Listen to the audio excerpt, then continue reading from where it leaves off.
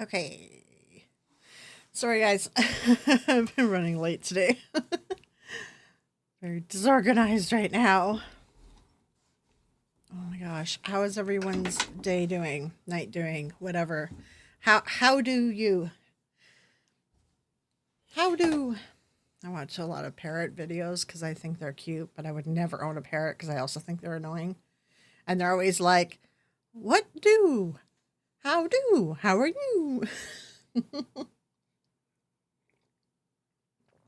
Uh All right. Hello, Mary Jane, Tracy, Mike's Mysteries, MH. How are y'all doing? Hi, hi. Okay.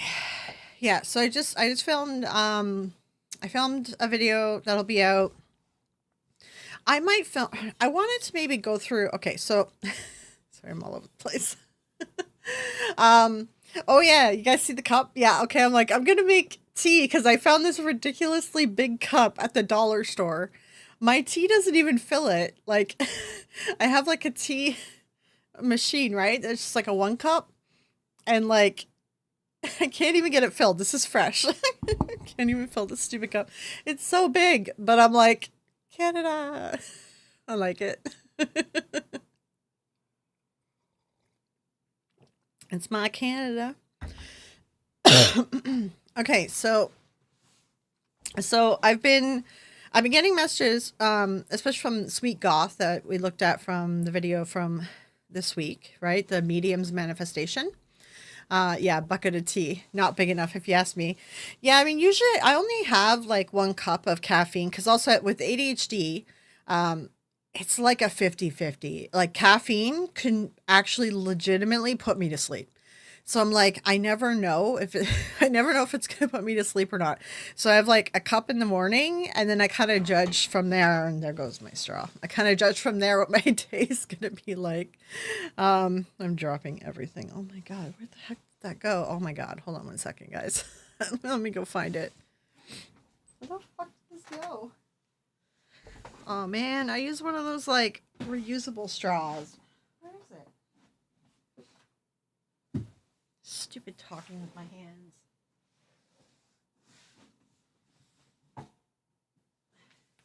I legitimately lost the straw. I cannot believe this. The fuck? Oh, there's.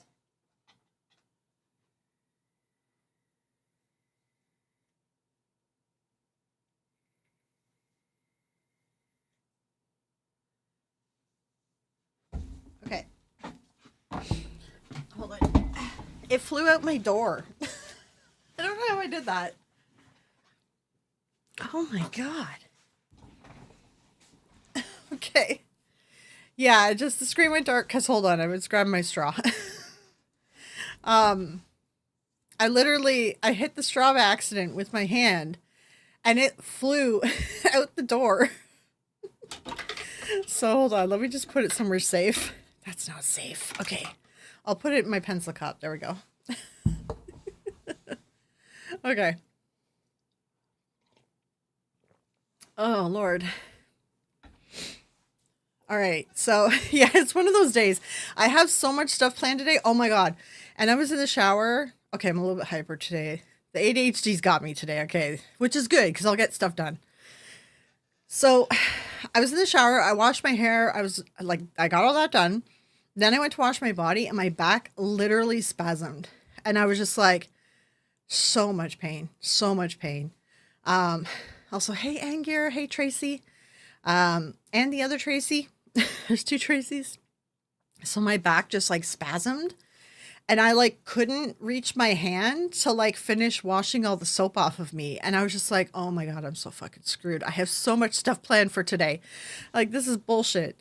So then I eventually got myself like soap free and that was like painful. Then I got out of the shower and then I'm like, I need like, so like I have a prescription muscle relaxant, but I find that it works more for like nerve pain. Like it's more of a fibromyalgia thing. It doesn't really work to release muscles. So I'm like, I need Robaxacet. So I was like, okay, I need to go out and get some Robaxacet. And I'm like, oh, there's 2-ply. Yeah, we're gonna look at one of his videos in a minute. So I went to go. Yeah, I had to go like get Robaxacet. I'm like, I'm not gonna be able to function today. So and then I get dressed and everything. I go out to go get the stupid pills. And then it's like a blizzard outside. And I'm like, of course, of course. So I like bundle myself all up. And I'm like, I really don't want to wear sunscreen right now because it always messes with my makeup. That's a whole other thing. So I hid my face. I wore like a hat and I wore like a hood. And I was like hiding from the sun. And I'm like, I'm a vampire and I just run inside Shoppers, drug mart really quick. That's a Canadian pharmacy. It's like CVS. And I just grabbed the Robaxacet. And then I'm like, I really am craving butter tarts, which if you're not Canadian, you don't know what they are. They're a Canadian thing. And they didn't have them at the Shoppers, which they usually do. They're just overpriced, but I was like, fuck it, I'll pay for it. I really want them right now. Like when I'm in a lot of pain, I crave sugar. Sugar helps for some reason. It's not healthy. I know it's not healthy, but like it helps. So they didn't have it. So I was like, okay, fuck it. I'm going to go to M&M Meats, which is like a fancy deli, but like not a mom and pop deli. These are all Canadian stores. So I go to M&M's and they usually have this really fancy pecan pie. It's like $20, but it's like the best pecan pie I've ever had. And butter tarts are very similar to pecan pie. But different. But I was like, I'll get the pecan pie if they don't have butter tarts. So I go in, they didn't have butter tarts. They don't sell the pecan pie anymore. They discontinued it. I was like, fuck. So then I went to the grocery store and they didn't have any butter tarts. So then I just gave up and I went home. So I did not get my butter tarts. I was like, fuck it. All right. Yes. 2-ply Paranormal. We're going to look at one of his videos in a minute. Marie, I've been in agony for months. So you're back. Yeah. Are you waiting for like you're waiting for like a pain pump thing or whatever to be installed? Right. Yeah, it's just like, oh God, it spasmed and I'm just like, I can't move. Like when it spasms, I can't like do things. I can't move. So Victoria, my back has been the worst all week and started using my cane again. Yeah. And I'm like, I wanted to get some more Gatorade, but I literally can't. I can't carry it. Like my back is like so spasmed. So I didn't bother with the Gatorade. And I have a Gatorade addiction, but I have myself down to 1 Gatorade a day. And I don't do the sugar kind. Although this one's sugar because that's all that they had at the store the one day I went. And I was just like, I really want some. So I bought a thing of sugar and it's taken me like 2 weeks to work through it because I don't like sugar drinks. So, yeah. But yeah, I'll eventually get a pecan pie or my butter tarts. I'll figure it out. Yeah, pecan pie. Yeah, the butter tarts, they're like mini, right? They're like single serving, but they're sort of, well, you can get ones that have raisin in them. I hate raisins. But you can get ones that are pecan. They don't have raisin in them.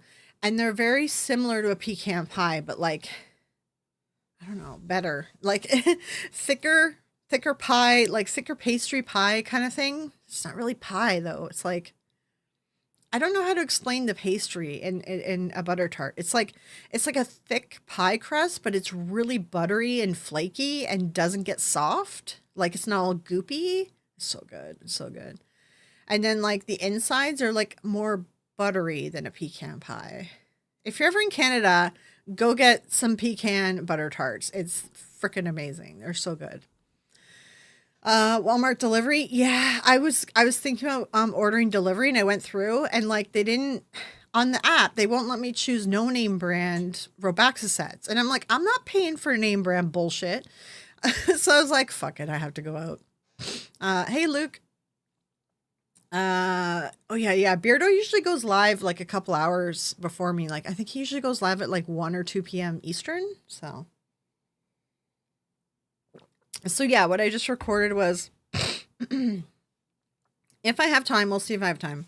But so I have people talking to me that are in like the MLM and cult kind of area of YouTube, like that's their topic, and they bust like life coaches, MLMs, cults, things like that. And they're noticing that there's an influx of like spiritual people showing up, like mediums and other crap showing up in that field now. So there's like crossover between us. So then she sent me a video on Etsy witches, right? And I was like, well, I said to her, I'm like, well, there are legitimate witches who do sell spells legitimately. Like I'm a witch, right? We do sell stuff legitimately, right? But there's obviously a ton of grifters. It's the internet. So she's like, it'd be good if we could know like what the difference is, right? So I just reacted to a video she sent me of one of the people in her circle who were looking at Etsy witches, and just sort of gave my feedback on the stuff that he was looking at. If I have time, I'm going to take a look at Etsy and just like go through Etsy and just explain why things are priced the way they are, or explain like, no, this is bullshit. Don't buy this, right? So if I have time, I'll go through that. He did go through some of the Etsy's and I did give my feedback on it, but I was kind of thinking it'd be fun if I went through it as well. So, hey, Worldwide Ghosts. $20 for a tart is a bit steep.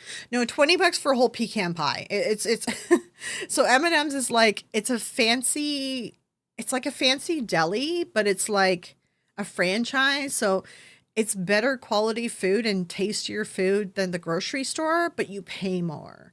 So, but it's really good. It's like, you go to the grocery store and you buy like a frozen thing and you're like, I don't know if this is going to taste good. And you make it and it tastes like cardboard and you're like, that was a waste of $10.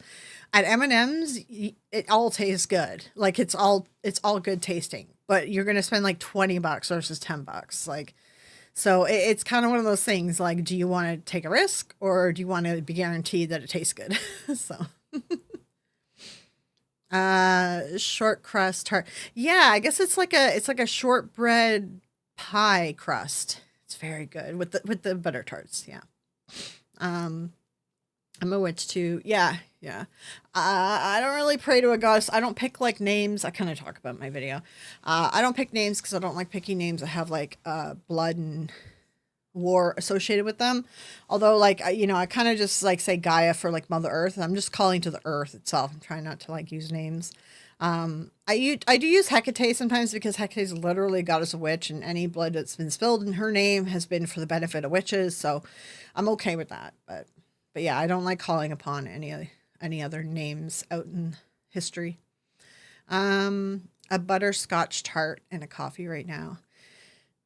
I think I've seen butterscotch butter tarts. They're very sweet though, because butter tarts are sweet already, and if you add butterscotch, like it'd be too sweet for me. I think. Yeah, yeah. Pay for quality. Yeah, it's kind of like what I explained in my video. I kind of try to explain a bit in my video, but I'm like maybe I should like. I wanted to do a section where I go through Etsy, but then I ran out of time because I need to do live here. But I still, after this, it's like, well, I'm probably going to eat something really quick. Then I have to film the next fireside chat. So that'll be, members can join for that one. And then that's at like 9 p.m. And then I have a whole other video that's going to be the Saturday's video that I need to film. So I'm just like, I don't know if I'll have time to film Etsy, but I could film the Etsy stuff off camera. Like I could just not have the camera on. So, old girlfriend of mine was an oracle of Hecate. Yeah, I mean, an oracle's still like a psychic. Like a lot of it to me, like I am religious and it's like spiritual and everything to me. But a lot of it, I recognize I'm logical and I recognize that a lot of it is psychological. But it's the same as like churches. Like you go to church every Sunday. You take communion at Catholic churches, right? You do confession. It's all like we do the same stuff too. We just have a different name and a different whatever for our our practices, right? It's all just it's like you put on a show and it helps your brain get connected to whatever it is, and that helps. It does help you, but it's like psychological, but it's a spiritual psychological aspect. It's like combined. At least that's how I recognize it. It's a lot of psychological, which is why too you got to trust whoever you're working with, because there's some iffy people out there. Yeah, they're quite sweet but delicious. Yeah, if something's a little too sweet, I get like this sort of like nauseated feeling. So I need like a good balance. I like Morgan because when I was a small child, I came upon a huge meeting of crows at age 6 and understood what was going on. Okay. Yeah, I mean, I don't like to choose names that have had anyone spill blood in their name, so that's why I don't choose names. It's a title for knowing a lot about her. Granted for yeah, I don't really like agree with titles and stuff, and I also don't really agree with covens. I've been in enough covens to know like a lot of it is just like power grabs and people that are like they have like a lot of them are narcissists, the ones the leaders. Like there's a lot of they have issues. And it's like high school but like high school mixed with politics. I don't know, it's so weird. Covens are weird. I don't like the attitudes that they have because it's supposed to be like a women supporting women kind of feel to it, but it's not. They're a lot of them are pick me's. They're pick me's. That's what it is. They're pick me's. The majority of them. So I stopped doing covens and I just kept, I just did my own thing. I did help people who wanted to learn how to like do this stuff and wanted to learn what it is to be a witch and our rituals and stuff. And I would take people on that. I would do spells for people, right? But these are people I knew in person. And like part of it too is like you kind of do like a sort of quasi therapy session with them where I kind of explain to them the importance of visualization and you need to believe that you're going to get this. And part of it is your brain needs to think it, like it is subconscious too. And I just kind of explained to them about the good energies and the bad energies and like, why you don't want to do like dark magics, like curses and stuff. And so, and then I would just listen to their problems and kind of walk them through it. So it's like a lot of people get addicted to, I think, psychic readings and Etsy spells and all that nowadays because they're cheap and like they're not really getting the fulfillment. They're not getting like someone to talk to because ancient times, like these were sorcerers, priests, medicine women, medicine men, and they would take time to like talk to said person and kind of like do a little bit of a therapy session with them. Right. So it's just, yeah, we're kind of missing that aspect. We're missing the personal aspect of it now. So totally agree. Covens are total attitude and popularity contests. Yeah, it's like a bunch of pick-me's together. And I'm like, I'm not here for that. No. I picked up that idea about covens when I was interested. I was looking for a good sense of community. Yeah, that's what it is. Like you're looking for community because like that's why people go to church, right? They're looking for community too. Hey, Mark. They're looking for, hey, Glitter. Oh, hey, Kristen. We're going to have Kristen on the fireside chat tonight. People go to church, people go to whatever, and they're looking for community and they're looking for meaning and, they're looking for something outside of just the physical world that you're in, The problem with witchcraft is like there's a lot of really shitty covens that are filled with pick-me's. And it's like you're not getting that female, because that's when you find like good people to practice with, like that female empowerment. Like that's what it's supposed to be about, right? The majority of it, like it's very female focused, and then you end up in these covens with pick-me's and you're just like, ugh. So like all the people that are looking for that, we end up not finding one another because we've just been burnt out by covens, and then it's like we just do our own thing on our own. But yeah, unfortunately. It sounds like we cut the rituals but forgot what the original for. Yeah. I mean that's what a lot of it is. Like it's ritualistic. It just helps, I don't know. It helps make things work better. It helps with the spiritual aspect. It's definitely psychological. It really is. Yeah. But also like you guys know, like I believe in like that sort of energy, right? We're all made of electricity, we're all made of energy, and I do think there's something to that. And when we put our energy out there, we get back, it comes back to us because it's ours, and that's how spells work. And then you get back 3 times what you put out, right? But I also do things like when I do a spell, I also do like a, what's it called? What's that word? I leave like an offering. I do an offering. I leave an offering outside and I give something back to nature. So, my kennel name is Flower Coven for your show dogs. Oh, nice. Flower was my heart dog. And the reason I got into papillons, what the fuck are those? We have to look those up. What are papillons? Let me look. Sorry. My sinuses are going to start getting worse, guys. I apologize. Oh, yeah, I've seen these little things. They're cute. I definitely like the little dogs now, but the only thing is like after 10, 15 years of long hair dogs, I just can't. Like, I can't deal with a dog that needs too much grooming. I'm like, I want to stick with short hairs. Although this isn't as bad as like the Shih Tzus, but still, it's just like one of those things because my first Shih Tzu was good and she would just lay there and I could groom her slowly over time and she loved it and she was just like, yeah, keep touching me. And then I got my second Shih Tzu and she literally would bite. And I'm just like, no, I can't go through that again. I'm not going to pick a dog that's scared of grooming again. It was because of my ex. He played this stupid game with her as a puppy. And it was the growling game. And then it turned into her biting people when they like touched her and stuff. And I'm just like, he ruined her. So, yeah. French word for butterfly. Oh, is that what it means? Okay, okay. They actually don't need much grooming. Yeah, it's just you can kind of tell though they have a bit of long hair, and it's like if you get one of those dogs that just like has like an attitude, which I know my ex playing that stupid bark game, the growl game with her didn't help, but like she was born with an attitude. Like my second Shih Tzu was like I don't even know. She's like freaking Regina George on a crack. Like she had such an attitude, and like yeah, everything had to be her way and everything was her like but she was like my dog and she was like my shadow, but I wasn't allowed to pet her. I wasn't allowed to cuddle her. Like it was everything had to be on her terms. And I'm just like I can't deal with that again when it's a long hair dog. Like it's so bad. Hey, Taryn from Paranormal Brew. Hey, hey. Um so anyway, yeah, if I have time, I'll do like a video where I go through like Etsy. But if I don't have time, then we'll see what ends up happening. But if it's something that when the video comes out, it's not going to be the Saturday video. It's like a one-off video, so we'll figure it out. But when it comes out, I'll wait for you guys' feedback and see if you guys want me to like go through Etsy and explain to you the pricing of the legitimate stuff that's on there. Because a lot of the pricing is because you need supplies, right? So like that's a huge part of it. So.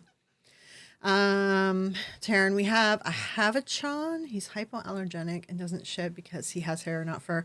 Yeah, that's what they told me with the Shih Tzus, because apparently I am slightly allergic to dogs. But I really didn't notice a difference with the dogs, honestly. And dogs, cats, whatever, things have slept on my bed like my whole life. So I'm just like, eh. But I was like more allergic to trees. And I'm just like, listen, the trees are so bad.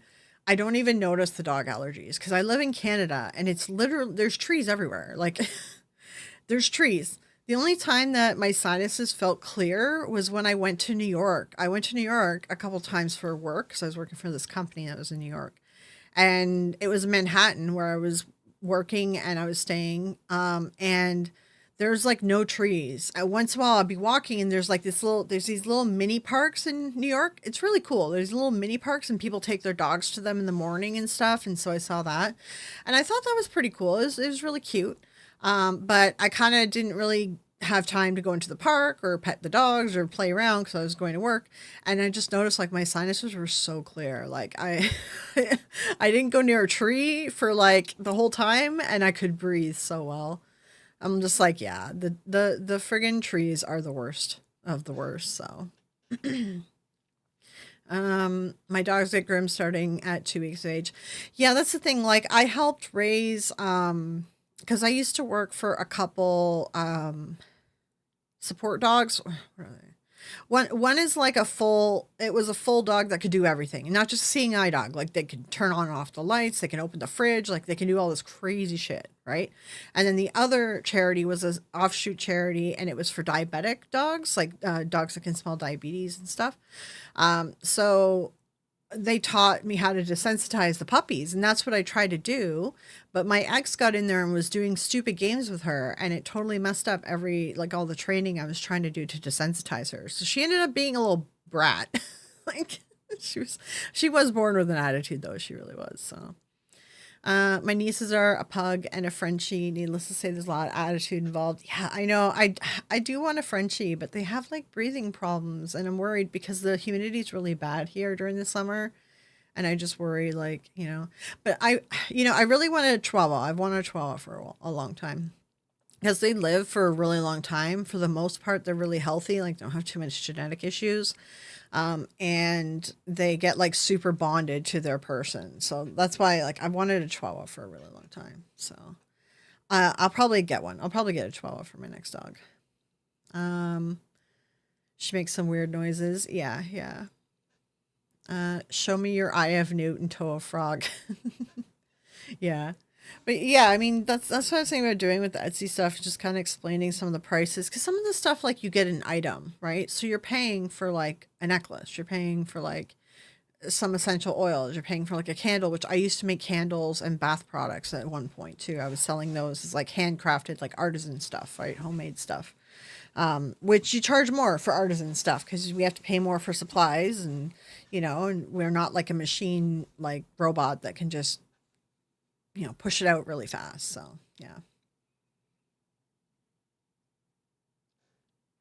mine's trees, grass, cats. Yeah, it wasn't cats for me. They said dogs a little bit. And I grew up with cats and I got dogs later after I moved out.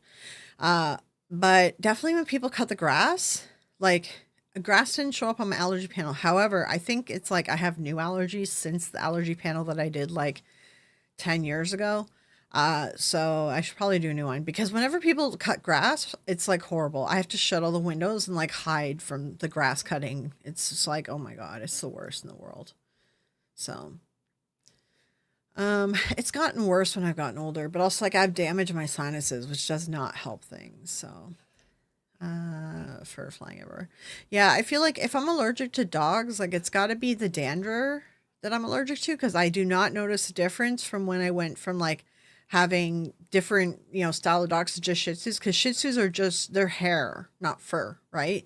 So they're supposed to be hypoallergenic. So I'm like, I didn't notice a difference when I switched to just Shih Tzus, and honestly, my Shih Tzu passed away last summer. I haven't noticed a difference with her gone. So I think any allergy I have to a dog, I just don't think it's severe enough for me to notice. I think the tree allergies are worse, and the grass allergies and the what's one the goldenrod and things like that. Like that's worse for me. And also, I did figure I'm allergic to weed. My ex smokes so much weed, and I was like, that was probably also adding to my issues too. Like, cause I was just getting fucking, and I hated it. Like I can't be around anyone smoking like a joint, like a paper joint, because it just like, oh, it like makes me gag and it just like invades my sinuses and I feel like I can't breathe.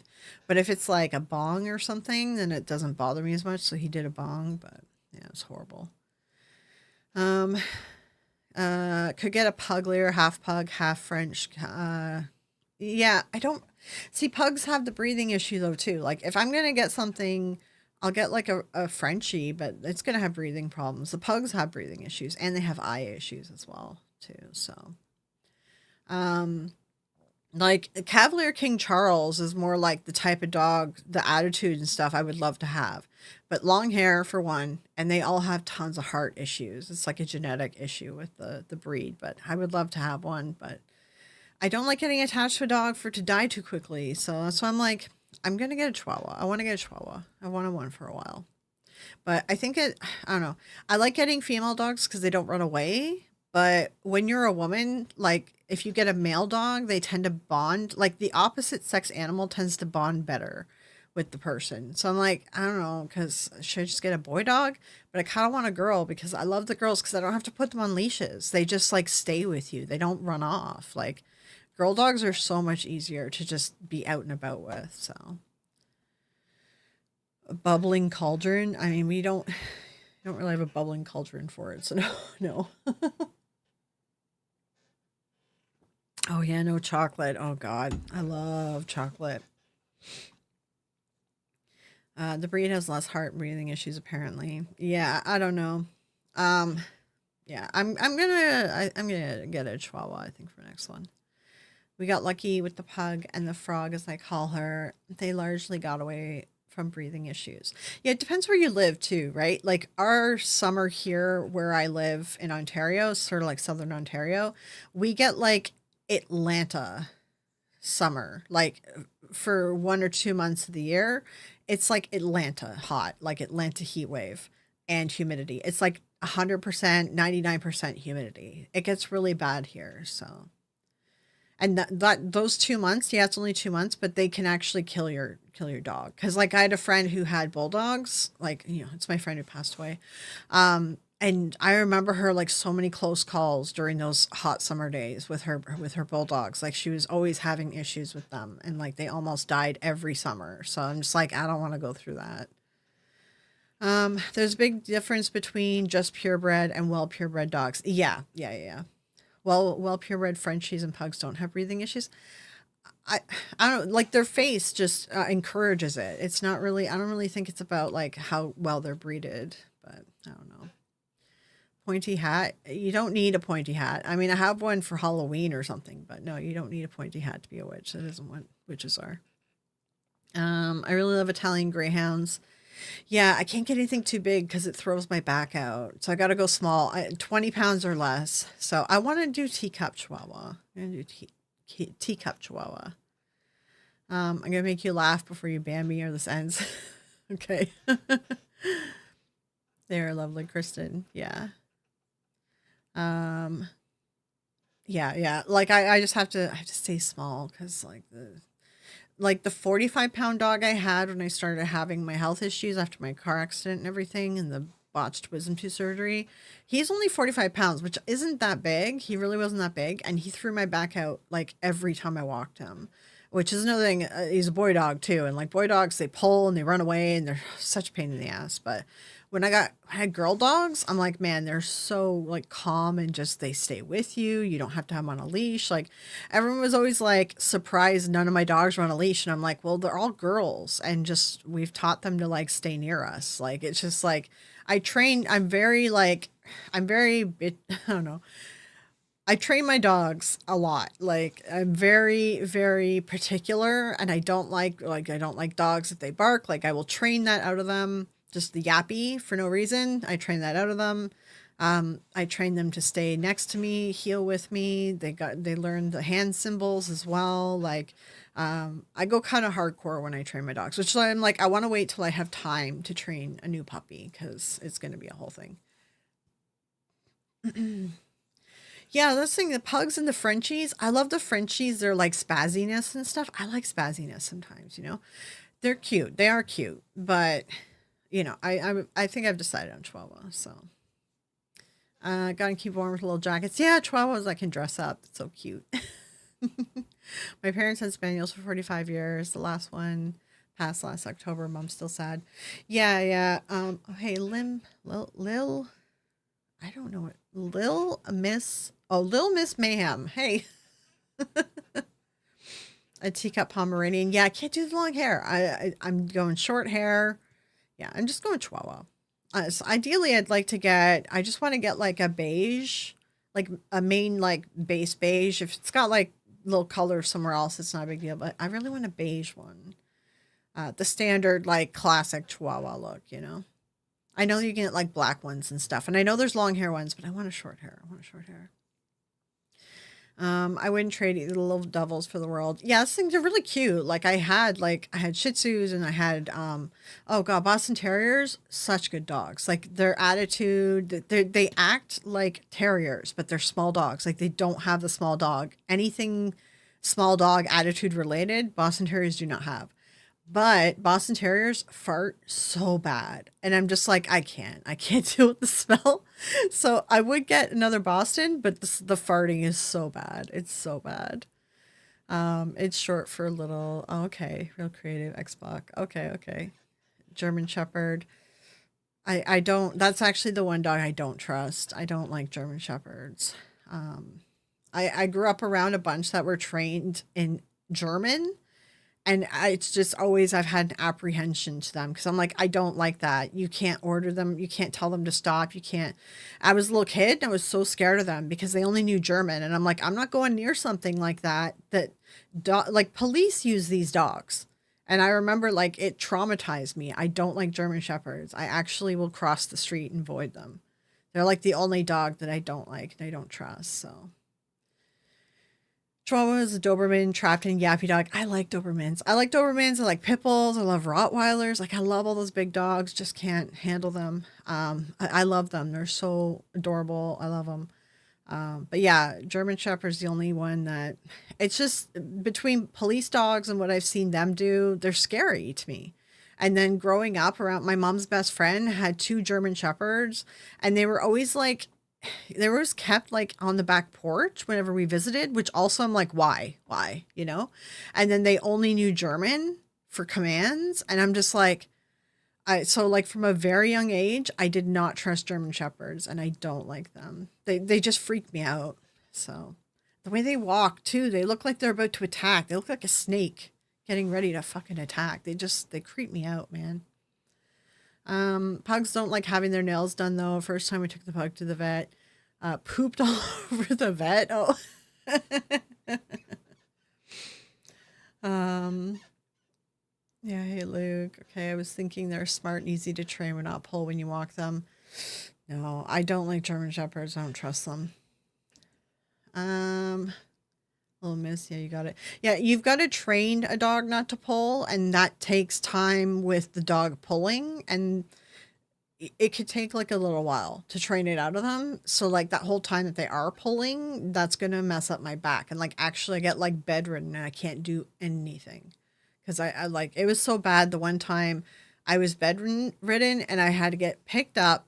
I couldn't stand up straight. I was stuck like crunched over, like all the way over, and I was shipped to an acupuncturist in the morning, and the acupuncture worked for about 4 hours. It just helped me like move around during like 4 hours so I could be a human. And then I'd be bedridden again for like the next 20 hours until the next acupuncture appointment. So it's like, I'm not going through that again. Like even today, my back spasmed and I'm like, oh God, I'm like, no, we're not doing this today. So I'm just like dealing with the back spasm all day, but I did get Thorabaxis. It is helping. Oh yeah, no, like chihuahuas will attack people that aren't their person. Like they can get nasty, but I don't mind that. Like people are more scared of tiny dogs than big dogs, man. Like I remember I'd be walking my 45-pound dog, and he was half husky and half, well, no, it was a third husky, third Labrador, and a third pit bull, and he looked pit bull in the face, right? And people are so scared of pit bulls. And I remember walking him, and like no one was ever really scared of him. But then I walked my Boston Terrier or my Shih Tzu, and so many people are scared of tiny dogs. I'm like, tiny dogs will protect you more than a big dog will. So it's so funny. I truly haven't had the patience, taking the time. Really should with our newest pup. Yeah, he's so great natured. Yeah, a lot of it is like when we were training the dogs at the service dog place. That's the word I was trying to think of. It was a lot of just getting in their personal space, right? As puppies, you got to pick them up, throw them on their back, play with their paws, play with their paws, play with their ears. Like you just constantly get in their personal space, and it trains them to be okay with like nail trims and grooming and stuff like this, right? But when I was raising my Shih Tzu, there was someone else in the house that was screwing up on my training. Because I even went to like dog training school. I went to like all this. I did like uh, four levels of this program, and like the last one was teaching them how to get ready for dog shows, like teaching them the hand symbols because I just thought it was kind of cool and I wanted to learn it. And then I was taking the course on a therapy dog because my first Shih Tzu was so chill, such a good girl, and she was like she was good for therapy dog, and I was going to take her to like, I don't know, like retirement homes and stuff just to like volunteer. I did a lot of volunteer work when I had the energy. So um sorry, myself and Vet both saw the funny side of that a lot quicker than her puggy mommy did. She was mortified. Oh yeah. Oh yeah, Canadian mug. Yeah, I was like, I'm gonna use this today because I want to show it off. It's so big. It's too big. I've been bitten by a Chihuahua and a Jack. Yeah, it's the thing. I've been bitten by small dogs before, but like I recognize that they were just protecting their owner or they were just scared. You know what I mean? Like German shepherds, it's a childhood thing. Like when something happens to you when you're a kid, it like sticks with you for the rest of your life. You know what I mean? Like I wasn't bitten by small dogs or anything until I got older, and it didn't really bother me. But I was bitten by cats and attacked by cats more. I'm a cat whisperer. I'm really good at rescuing cats and like domesticating them back to like be calm and like get back into the house. So I'm really good at doing that with cats. So I did that a lot growing up. I took in like so many cats, and like I don't know, got them to calm down, trust humans again, all that. So I've been bitten by cats a lot. I still have like a scar on my worst bite. It got like super infected. My hand, I couldn't move my hand. It was really bad. But I've had like way scarier cat bites than dog bites. So, because all the little dog bites that I got, they weren't like super deep. They were like, some of them did get blood, but they were like warnings, right? It's like, just back off. And then you just back off. You don't like push it and they don't bite you anymore. So, I love doing dog training classes. Recommend them. Yeah, they're great. I love the dog training classes. That's saying my ex like didn't like them, and I was like, I love taking the dogs to them. You get socialization. You learn tricks and stuff like to help train them at home. And because I did it because I got a Shih Tzu, and I'm like, my Shih Tzu was from a rescue. Well, we rescued her from a backyard breeder. She was in bad shape and she was kept in a crate her whole life. So when I got her, she was not right, like mentally. And I'm like, I don't know how to train this dog. And she wasn't peeing outside because she lived in a crate her whole life. So I went through all the courses with her and she turned out to be such a good girl because we did a bunch of the training. And then I tried to do it with my second Shih Tzu, but my ex was playing that stupid game.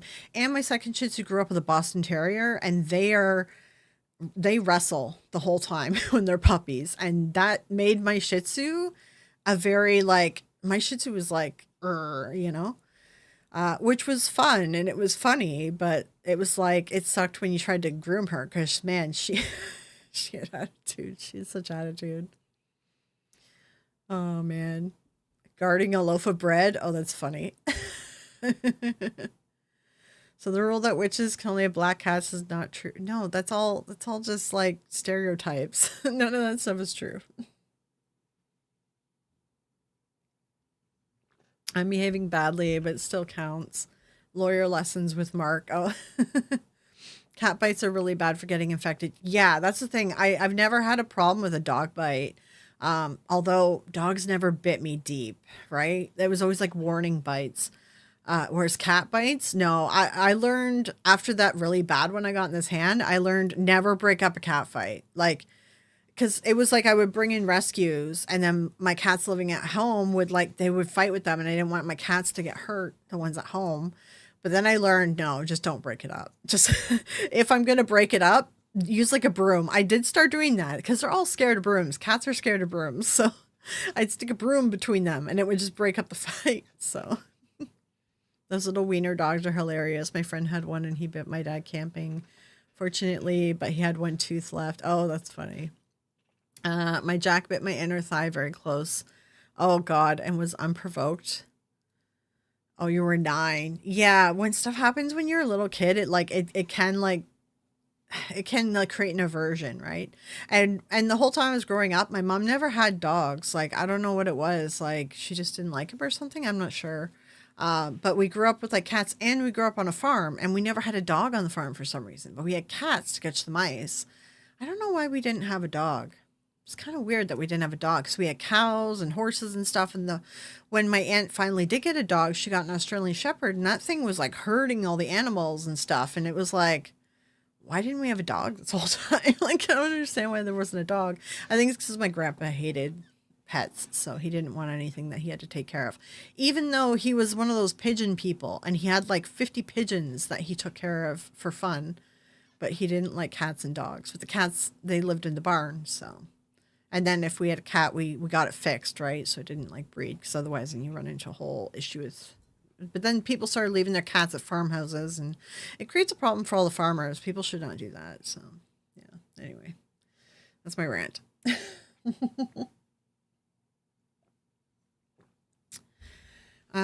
Have you had any birds? I had a red macaw.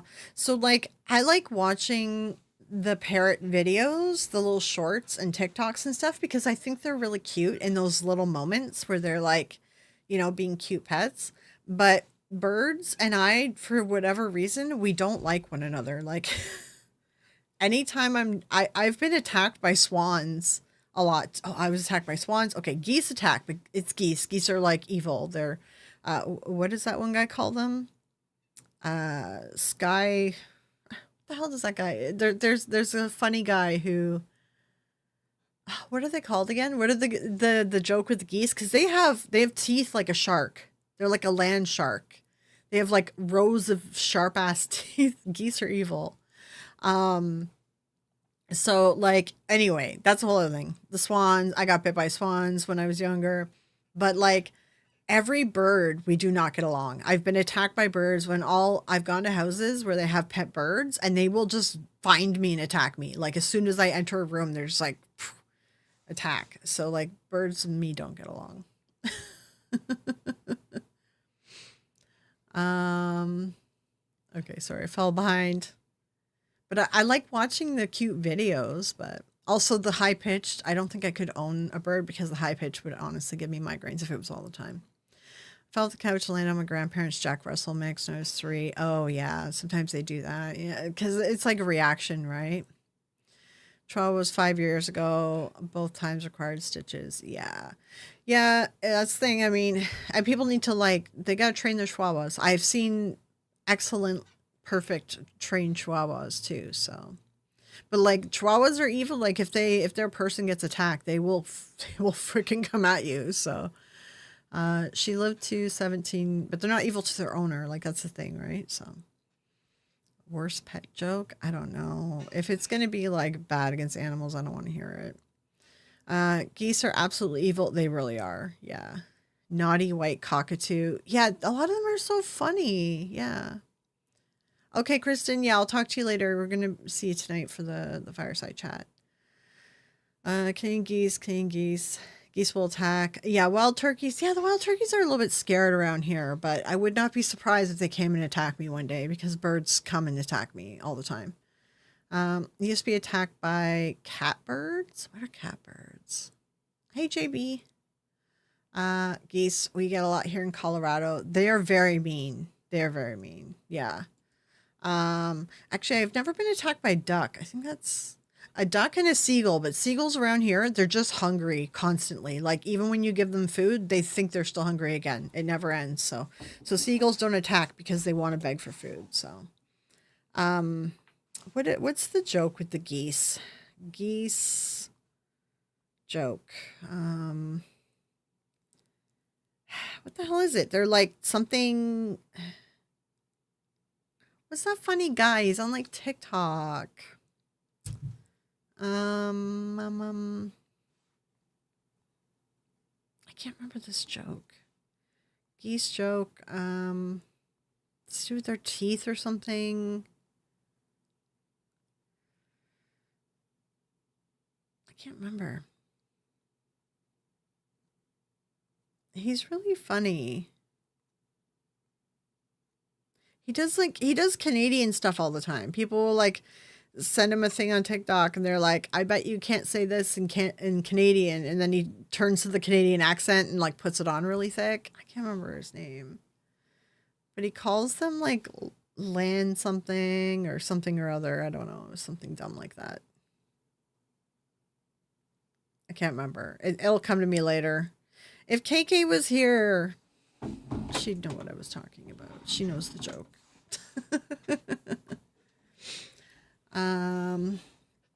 Okay.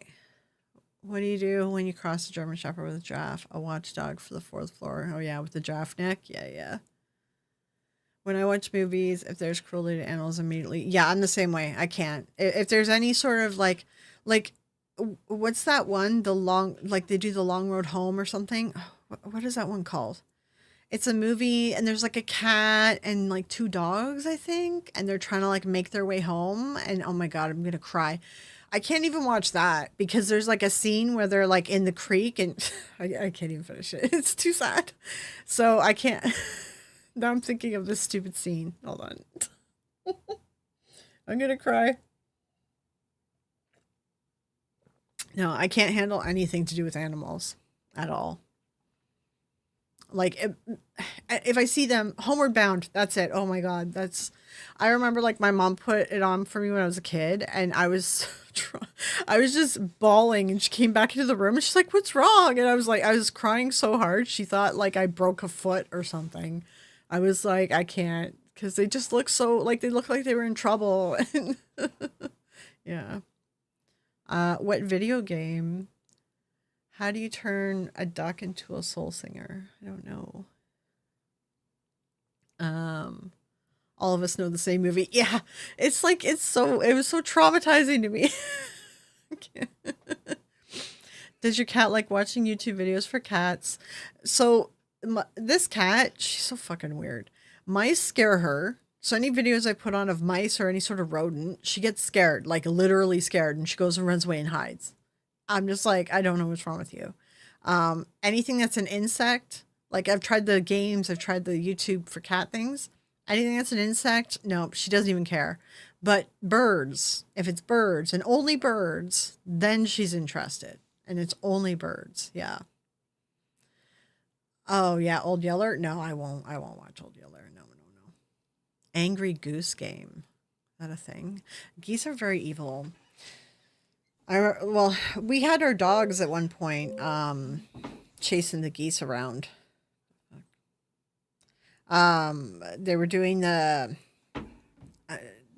we were like herding geese because you have a certain amount of time that you can move geese out of an area. So like our family member was running this big conference center, and we would bring the dogs over to just like shoo the geese away before they set up nests. Although we later found out that that's technically illegal and you got to have a license to do that. But I'm like, we could have gotten licensed for it because our dogs were good at doing it because our dogs are good at herding. We had very well trained dogs at the time. But yeah, it was like you have to do it though before they lay their eggs because then it's illegal. Once they have nests, you can't. It's illegal. You can't kick them out. So that's what happens in Canada. It's illegal to move them once they put a nest down. So if the place doesn't pay for someone to come in and herd them off the land before they put a nest, then they're stuck with those geese all spring and summer and fall.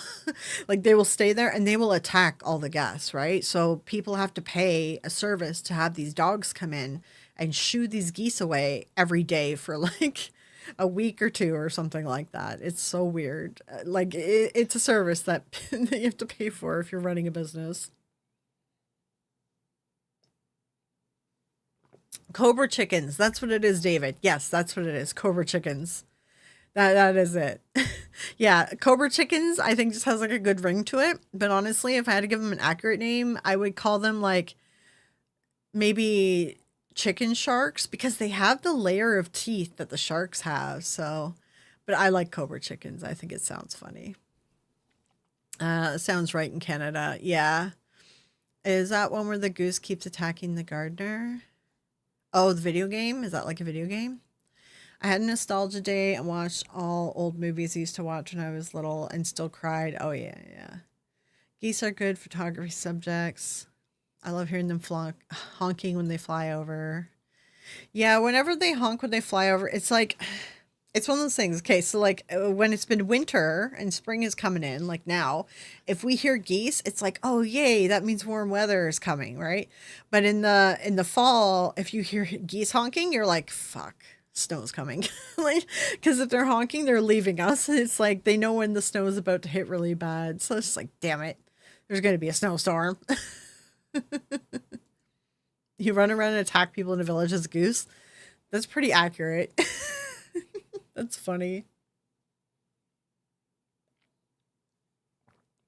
Your dog tries to chase them. Yeah, I can see that. Yeah, I mean our dogs would chase them off too. So I remember one day, although the wild turkeys around here are pretty docile for some reason. Because yeah, I remember one day I opened my door and there was just a turkey sitting on the little roof above the door, and I was just like, "Hi." I'm like, what's going on? Like, and he just wouldn't move. I had to go get a broom to like shoo him off the roof and get him out of there because I'm like, no, you're not. I don't know what you're doing, but you're not doing it on my roof. But yeah, the turkeys around here are like really docile. They just, and they're kind of dumb. They hang out in the middle of the road and stuff. Like, we have to do a lot of shooing of the wild turkeys. They only come in at certain times of the year, though. All right. I wanted to watch a video with you guys today because I haven't had a chance to watch it yet. I wanted to kind of feature it as well because it's Two Ply Paranormal, who was just in here too. And I've been meaning to watch his video on mediums. So I thought we could watch that together. He'll point to them in the sky and track them. Yeah, I could see that. We have a huge population of migratory wild geese around here, and I always say autumn's here when I see the geese flying in. I love it. Yeah, saying like when they come in the spring. I mean, there's tons of geese. Also, I live near a waterfront, and if you live near the water, like yeah, it you get bats, which are good because they eat the mosquitoes. You get geese, which are a mess, and there's this little place that we set up, the city set up for geese to lay their eggs and do all their stuff because their poop is like really dangerous and it gets all over the place and you really don't want it on all of your shoes and clothing and kids and all that. But then I heard that they tore down the sanctuary, but you can't do that with geese because once they've learned a spot to lay eggs, they'll keep coming back. So they tore it down and now the geese are like all over the frickin' lakeshore. And I'm like, why would you tear it down? It was a good system. But, that's what happens when fucking conservatives enter the city politics. They always ruin everything.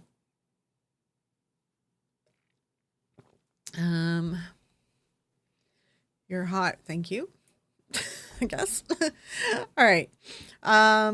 Let me bring up this video. Hold on. Oh crap. Hold on. Wait. We gotta fuck with the camera. Always with this camera. No, did the camera freeze? The camera might have froze. Oh my god. Hold on, guys. Oh, okay, cool. It's working. We get too many foxes around here. I did actually. Well, we got a lot of foxes, but also in Canada we have a problem with coy wolves, which are half coyote, half wolf. And when I lived just outside my city, it was foxes, which were cool. They were chill. But the coy wolves, they're dangerous. They're extremely dangerous. They'll attack you. They'll attack your pets. They'll eat your pets like in front of you. Like they're super dangerous. So, yeah, we would not go outside at night with the animals because yeah, coy wolves are like they have the strength and the like. I don't know what it is. They weren't fearful because that's what wolves are because they bred with wolves and they have their strength and they have their like guts. But coyotes are really good at like setting up a trap. They're very smart. They're very smart. They will set up traps for people. And they'll howl over like they'll send one coyote like behind you or something to howl. So then you move this way, but there's like a whole pack of coyotes waiting for you over here. So when you hear a coyote howl, you need to go the direction of the coyote because you're actually the complete, or at least go to the other way or something because the complete opposite is always a pack of them, right? They're very smart. But now around Canada, they're breeding with wolves. So now it's getting like, it's all over the place. You don't know how they're going to act. They're really dangerous. So they got the intelligence of coyotes with the like gutso and strength of a wolf because they're stronger now because they're breeding with wolves. So, let me see. I'm so fascinated by bats.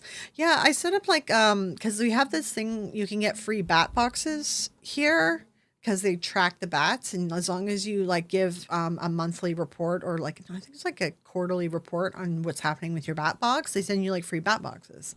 And so I used to always have bat boxes set up. Also, it helps them like stay away from your like barbecue and stuff because their poop is dangerous, right? So if you have like a bat box, you set that up. Then they'll go over there, and then they eat all your mosquitoes for you, which are awesome. So I don't have a bat box at this location. I should ask if I can set one up. Actually, I haven't had one in like a while. I mean, I am close to the water, so it'll be a better bat box. They do better if they're near the water. All right, half wolf, half coyote. Yeah, they're scary. They're very scary. They're very dangerous. Every state in the U.S. has coyotes except Hawaii. Yeah, Hawaii wouldn't have them. Yeah. Did you hear they brought a dire wolf back through gene manipulation? Really? I thought dire wolves were a thing. I didn't realize that they weren't around. I didn't know that. Okay. A company's resurrecting the dire wolf and wolf DNA. Interesting. I did hear they're working on woolly mammoths and stuff. I don't think it's a good idea. I feel like Hollywood shows us what is going to go wrong, and then we still fucking do it. Like they make these movies and they end up coming true, like Idiocracy and stuff. And like The Matrix, I mean, that's probably going to come true with the way AI is going. And now they're doing Jurassic Park. Like you're hitting all the top ones, boys. Like I don't know. We don't learn from our Hollywood like clearly shows us like stories of what would go wrong and we do it anyway, you know? It's so stupid. And they have a pair of direwolves, Romulus and Remus. Yeah, I thought direwolves were still around. I didn't realize that they weren't. I thought that was like a thing that was I didn't realize that was a thing that's not around. Sadly, no bats in my town. It's right on the coast and not enough insect population. Yeah, you have to have a bunch of insects, which we do here. And your bat box will only be successful if you're near water. When I lived just outside the city, I wasn't close enough to the water, so we didn't really have success with the bat box, unfortunately. Um, yeah, and Terminator. Oh, hey, Seg. Hey there, Seg. Santa guy. How are you doing today? Do you want to get ants? Because that's how you get. Oh my god, I love Archer. Archer's so good. I love the Archer quotes, and when you see someone that like knows the quotes, you're just like, yeah. Like I have so many gifts saved from Archer.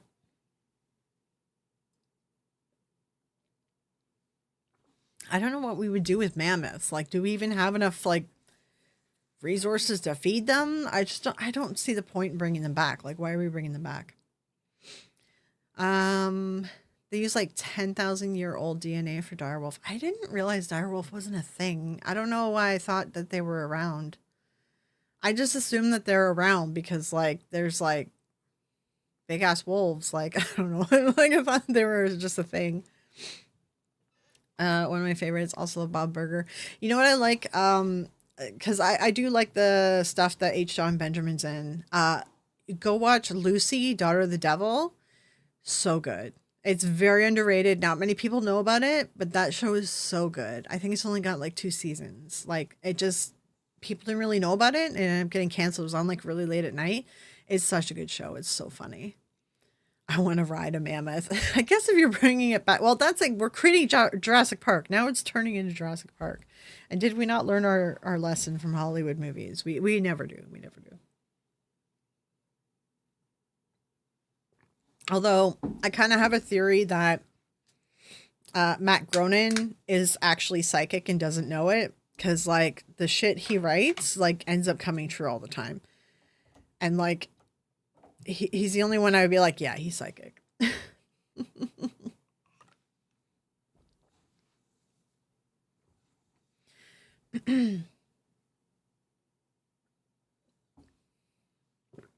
Finishing that tea. Sorry. Also I started drinking the have you guys had the have you guys ever bought those greens, you know, that green powder and you put it in like liquid and you drink it and it's like super disgusting. So I've been doing that and it makes me feel better, but like I mix it with um coconut water, pineapple juice and honey and it's not great, but that makes it like drinkable. And it's just like so I drank like a big glass of that right before I started, so I may end up having to go pee because I just I finished my tea too. So um and just jump on one of the spiders you have down there. True. Yeah, you have enough creepy stuff. Australia's I've always said Australia's my safe country. If there's like a World War III and like we're all screwed, I just think I might try to find my way to Australia because no one's trying to take over Australia. They don't understand the animals and insects that are there and they're scared of them. No one's going to take over Australia. When we have crocs or gators walking on the beach here, people get so excited. I think it's social media's fault. Oh yeah, no, I think I would run from that. I mean, I'd run. It's not matcha powder. Matcha's actually not too bad. It's like those green. It's the green powder. It's got 60% of your fruit and vegetables for the day is in this powder, which is why I bought it. Because it was cheaper than buying actual produce, sadly. So I'm like, okay, I'll drink this green crap. It tastes like dirt. It's not one thing. It's got 20 no, I think it said it's got 30, 40 pounds of fruits and vegetables make up one bag. It's a lot. It's a lot. It's multiple fruits and vegetables. Simpsons is predictive programming. Oh, that might be it. That might be it. Yeah. True, we're kind of forgotten about down here. You know, that's a good thing sometimes.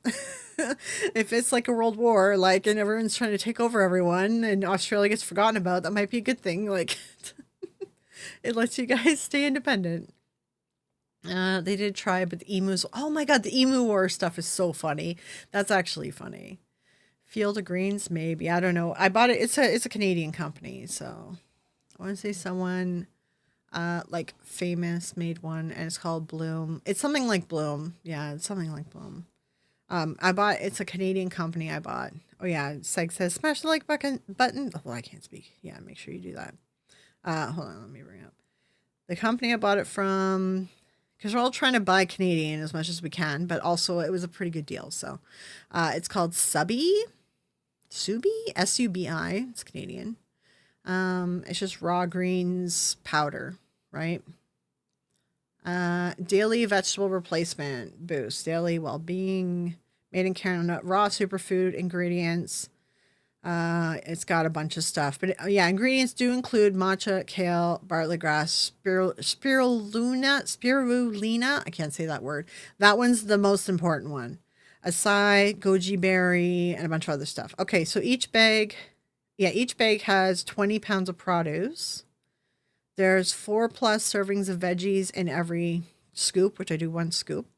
60% of your daily nutrition. Oh, 60% of all your daily nutrition is in one scoop.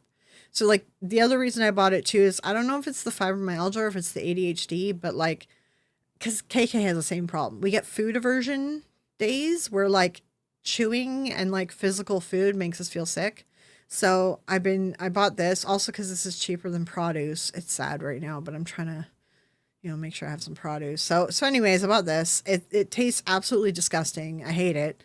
But I found a way that makes it tolerable. It makes me feel good after. So I'm like, because it's fruits and veggies. That's probably why. Yeah, it's good for you. Yeah, fruit and vegetable blend. It's got spinach, broccoli, carrot, sweet potato, orange, apple, strawberry, sunflower seeds, shiitake mushroom. Oh, I hate mushrooms. Maitake mushrooms, matcha, organic kale, spirulina. I'm sure I'm pronouncing that wrong. Barley grass, wheatgrass, chlorella, peppermint, acai, goji berry, maca, and ginkgo biloba. Ginkgo biloba. Fucking can't speak. The spirulina is really good for you. And that's pretty much what this tastes like. Spirulina is a very pungent taste to it. So that's kind of what it tastes like. So I mix it with, I do like a cup or two of coconut water, which kind of tastes gross too. But coconut water is a natural electrolytes. It's got sugar and salt in it and stuff. It's actually really good for you. So I do a cup or two of coconut water in it, and then pineapple juice, because pineapple juice hides the taste of a lot of stuff. So pineapple juice is really good for hiding the taste of things. And then I do a little bit of honey, because I do like unsweetened juices and stuff. So I add honey instead, because honey is better for you anyways, and it's better for my allergies. So always suspicious of the term superfood. Pretty sure it's marketing BS. It's just stuff that it's certain things in the fruits and vegetables that is better for your body. So hey Kat, I read some articles on the emu war. It's really good. The emu war is really funny too. Like it's just funny. Humankind lost a war to emu, like to emus. It's just funny because of that. It's really funny. Superfood is great for us, but the taste is not so good. Yeah, pretty much.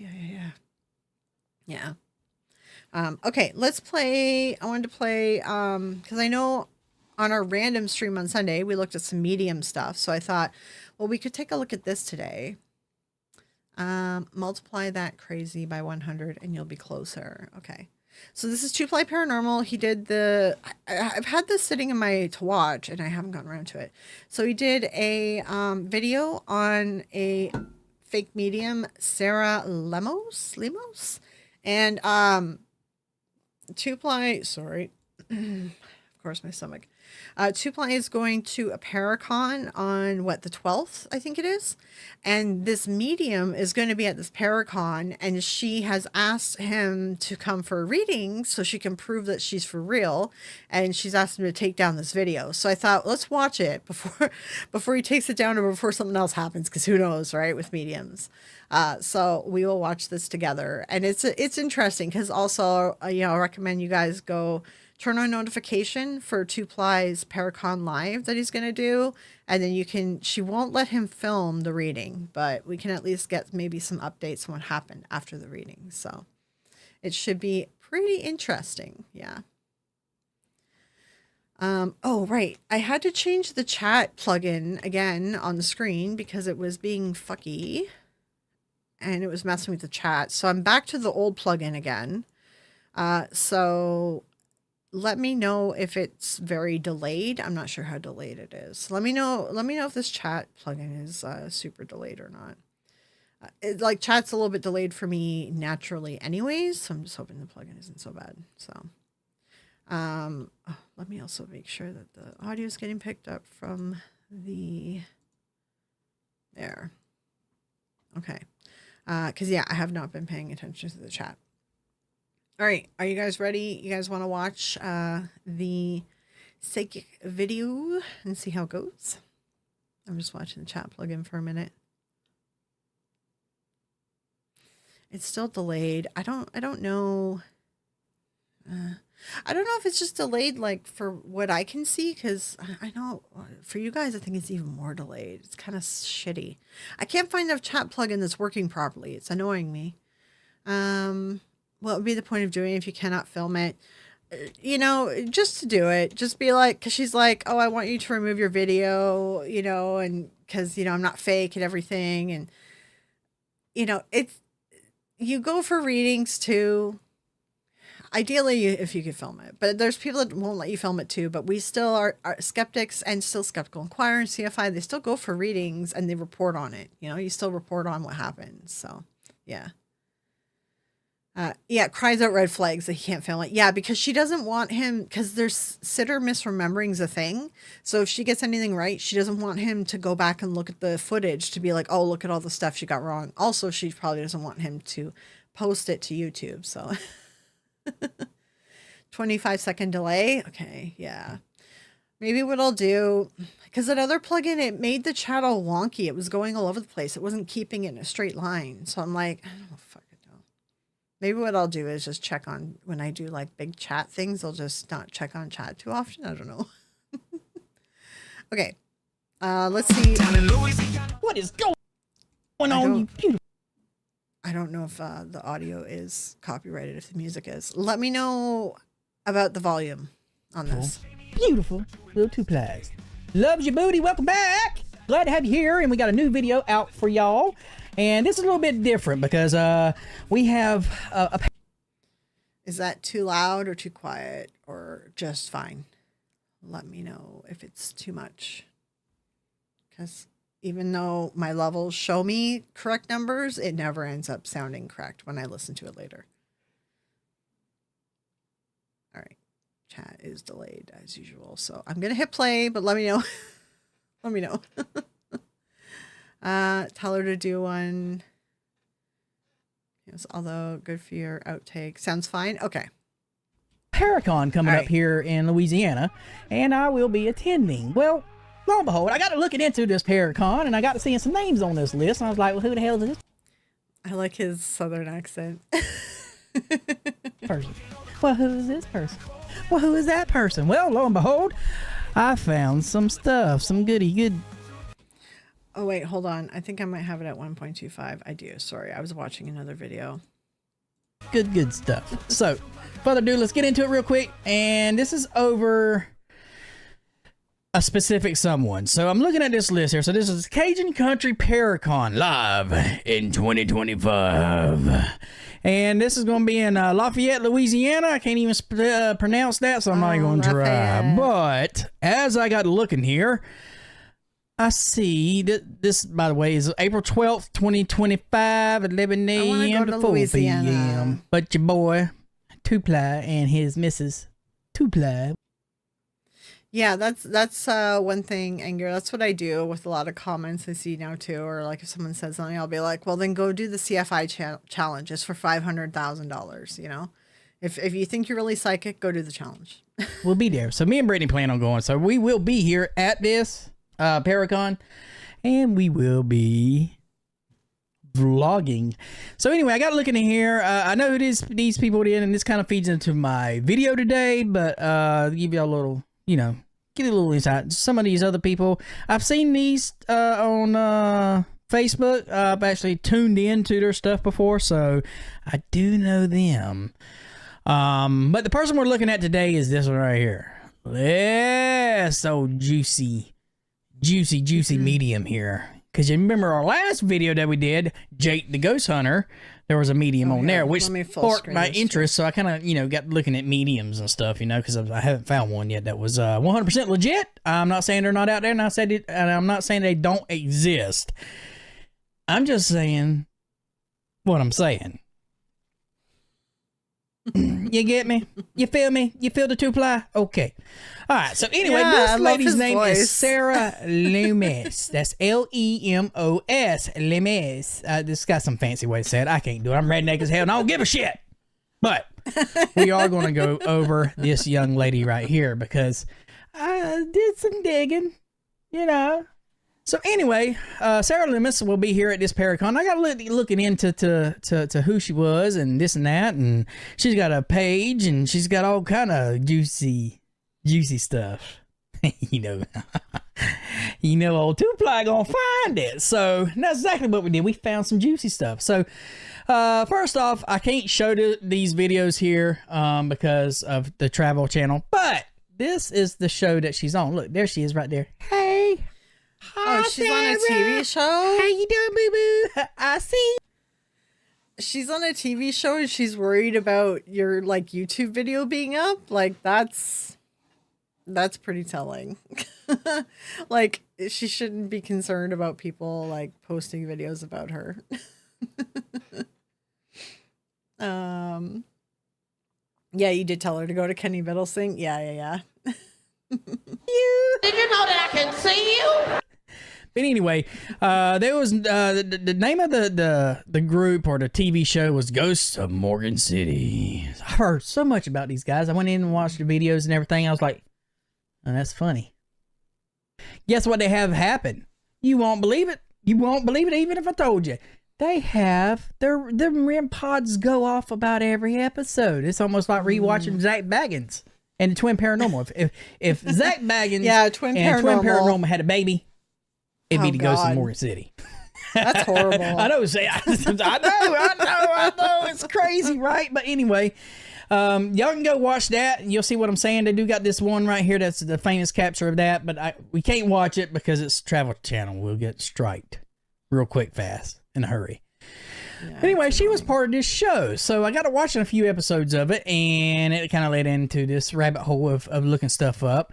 So that led us to this page. Oh my God, Sarah looking so lovely. Look, she looks so happy. And you come to her page right here, and she tells you. I have this theory about mediums. Female mediums often are blonde. And their glamour shots are always big hair, or some of them are just always big hair. There's just something about them all. They're blonde and big hair. It's always blonde and big hair. I swear to God. They're like freaking clones. All the stuff she's been part of. She goes to Morgan City. Whatever that is. Portals. There's portals. There's a portals thing there. The Osbournes. Yeah, the Travel Channel's stupid, yeah. Need I say Same more? with Discovery. Discovery used to be a good channel when I was a kid. The Ghost Town Terror. The Ghost Town Terror. That sounds scary as shit, don't it? So anyway, I got it reading here. Ghost Town Terror, The Osbournes, Believe, Conjuring Kesha. That's what that one is. Conjuring Kesha. Never heard of it. Never watched it. But look at her. There she is. She's showing her little pretty face off in there, all that good stuff. And look right here. Her services. You can book a reading with Sarah Lemos. 45-minute reading. $300. Damn! Oh my, that sounds like a... Sign me up, Sarah. 45 minute... Wait, hold on. 45-minute mentoring. $150. Oh. I may need some mentoring. You may have... This is where, like, I was saying to Susan Gerbic the other day, too, and, like, I was talking to Goth, the sweet Goth, who's been sending me stuff, too. This is where, like, the psychic industry is turning into, like, an MLM, or at least, like, a pyramid. There's, like, a psychic at the top, and then they teach other people how to be psychic, right? And those people, they all then do psychic readings on one another, and they all want to believe, and they all want to believe each other is like finding stuff and it's working. So they all get, you know, what's the word? They get positive reinforcement, but it's like fake essentially, right? So those are the trained psychics. Then those ones will often tell their friends or whatever and bring them into the pyramid, right? And like further recruit more people to become psychic. And some of them, though, will like offshoot and then they'll start their own business and then they'll start doing the same damn thing with the damn pyramid. I'm like telling like Susan, I'm like, it is an MLM. It really is. It's like bordering on like, it's a pyramid and cult kind of, because they're very culty. Like they get into like this mindset and they're very culty with stuff. So, yeah, no worries, Worldwide Ghost. Go get like some sleep. Yeah. It is. It's like a pyramid, but I really think it is like an MLM, honestly, because it's like they recruit more people to come in and become psychics. Like, and whenever I see like a psychic who's mentoring and training people, like I'm like, oh, they're just like this has become the new thing. They're like life coaches, and they're train other people to be life coaches, who then train other people to be life coaches. Like it's like a never-ending fucking stupid thing. And then it's made its way over into the MLM community because now we have these manifesting coaches and mediums that are showing up there. And they're very culty. Like each one is very culty. And the psychic at the top is kind of like their leader. Like they get very, it's very cult-like. And then if any of them have retreats, if anyone has a retreat, cult. That's like your first level of becoming an official cult. Like, it's so funny how many cults are hiding in plain sight and how many people are parts of cults and they don't realize it.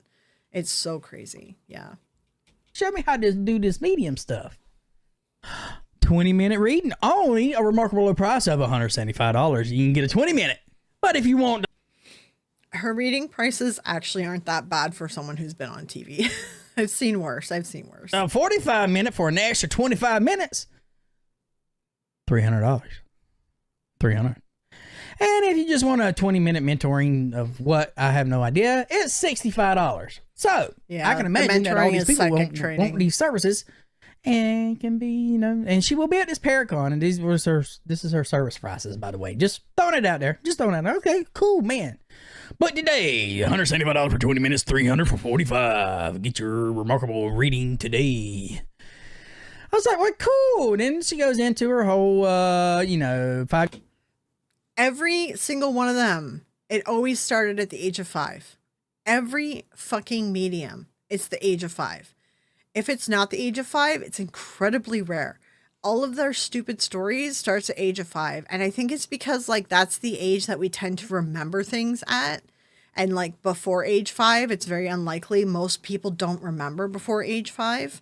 And when you say that you saw ghosts as a little kid and younger, people are more apt to believe that because kids more often see things, or we think that they see things, right? But I swear to God, every fucking psychic medium who's like trying to be famous or whatever, has gotten some screen time or publicity, whatever, it's always starts at age 5. Every one of them. It's so stupid.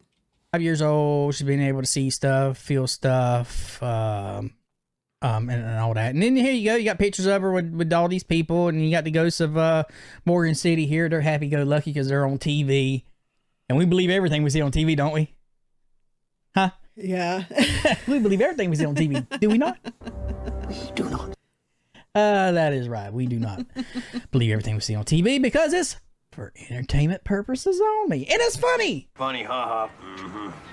It's funny that I bring that up. You know why that's funny? Because I found something. So before I get to that something, though, let's go check out our page. So we'll run over here to our page.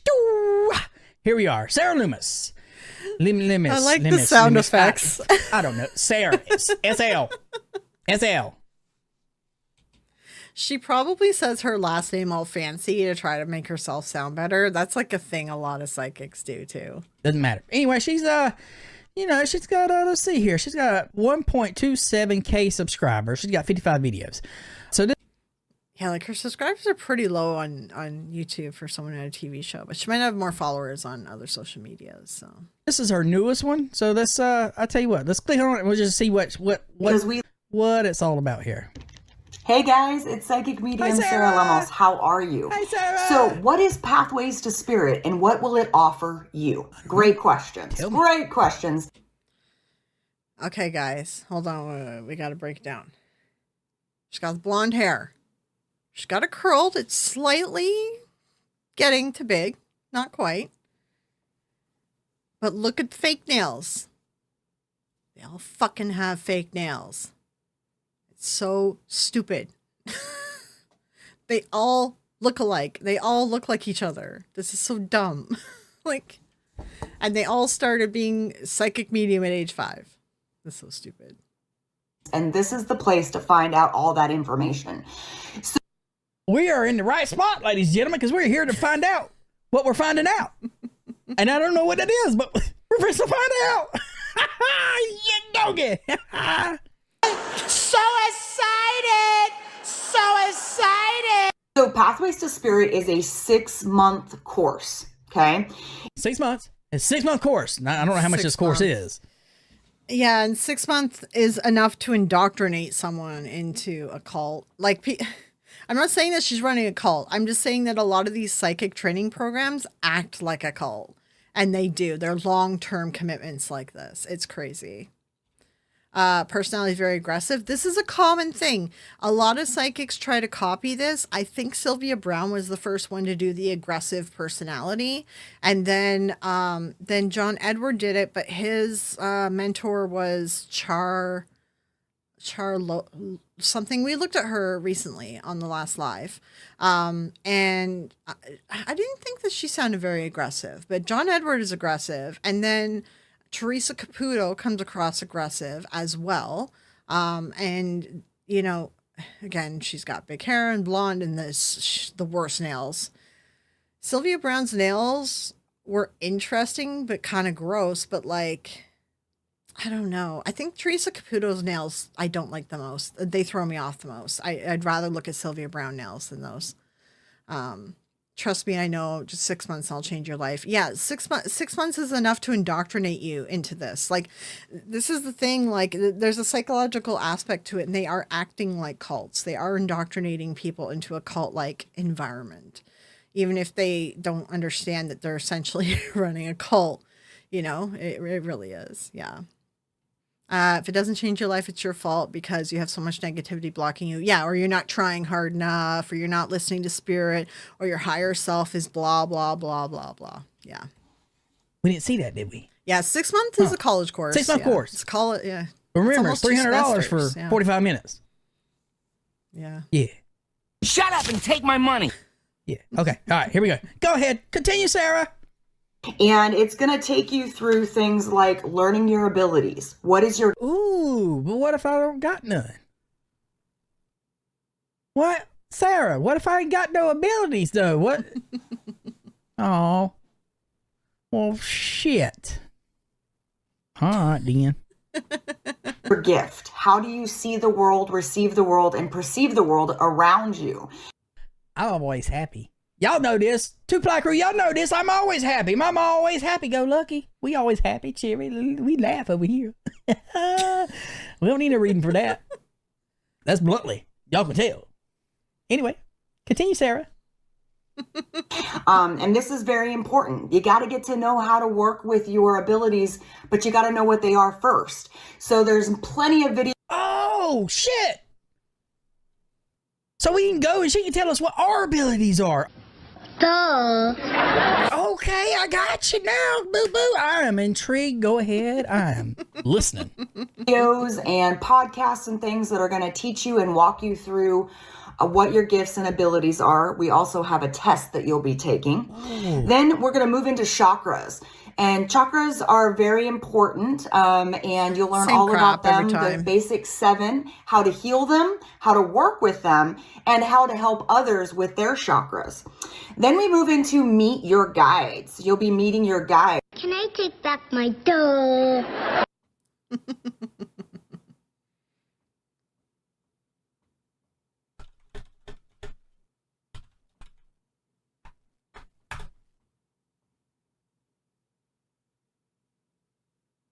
I didn't even spell it right. Dumbass!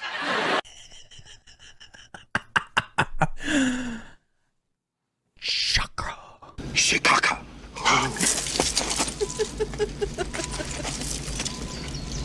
Shakaka. Shakaka. Shaka. So there's a crown, third eye, throat, heart, sacral, solar plexus, and a root. There's a root. Damn right there's a root.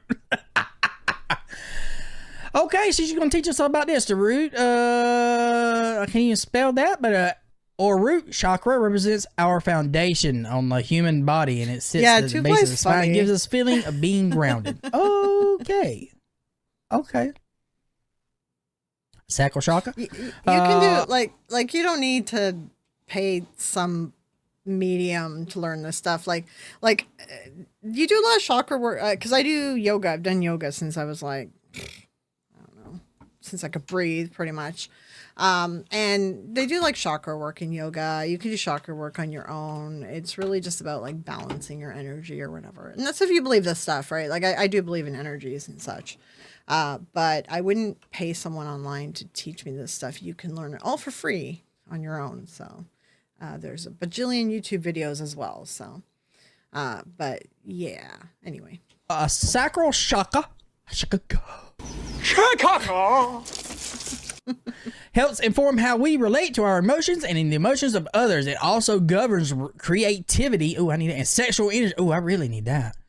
Those with a blocked sacral chakra could feel a lack of control in their lives. I don't know about feeling a lack of control, but I could, give me some,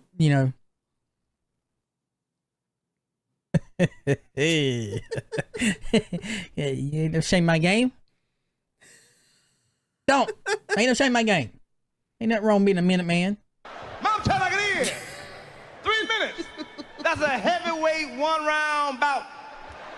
And people done got knocked out in the first goddamn round.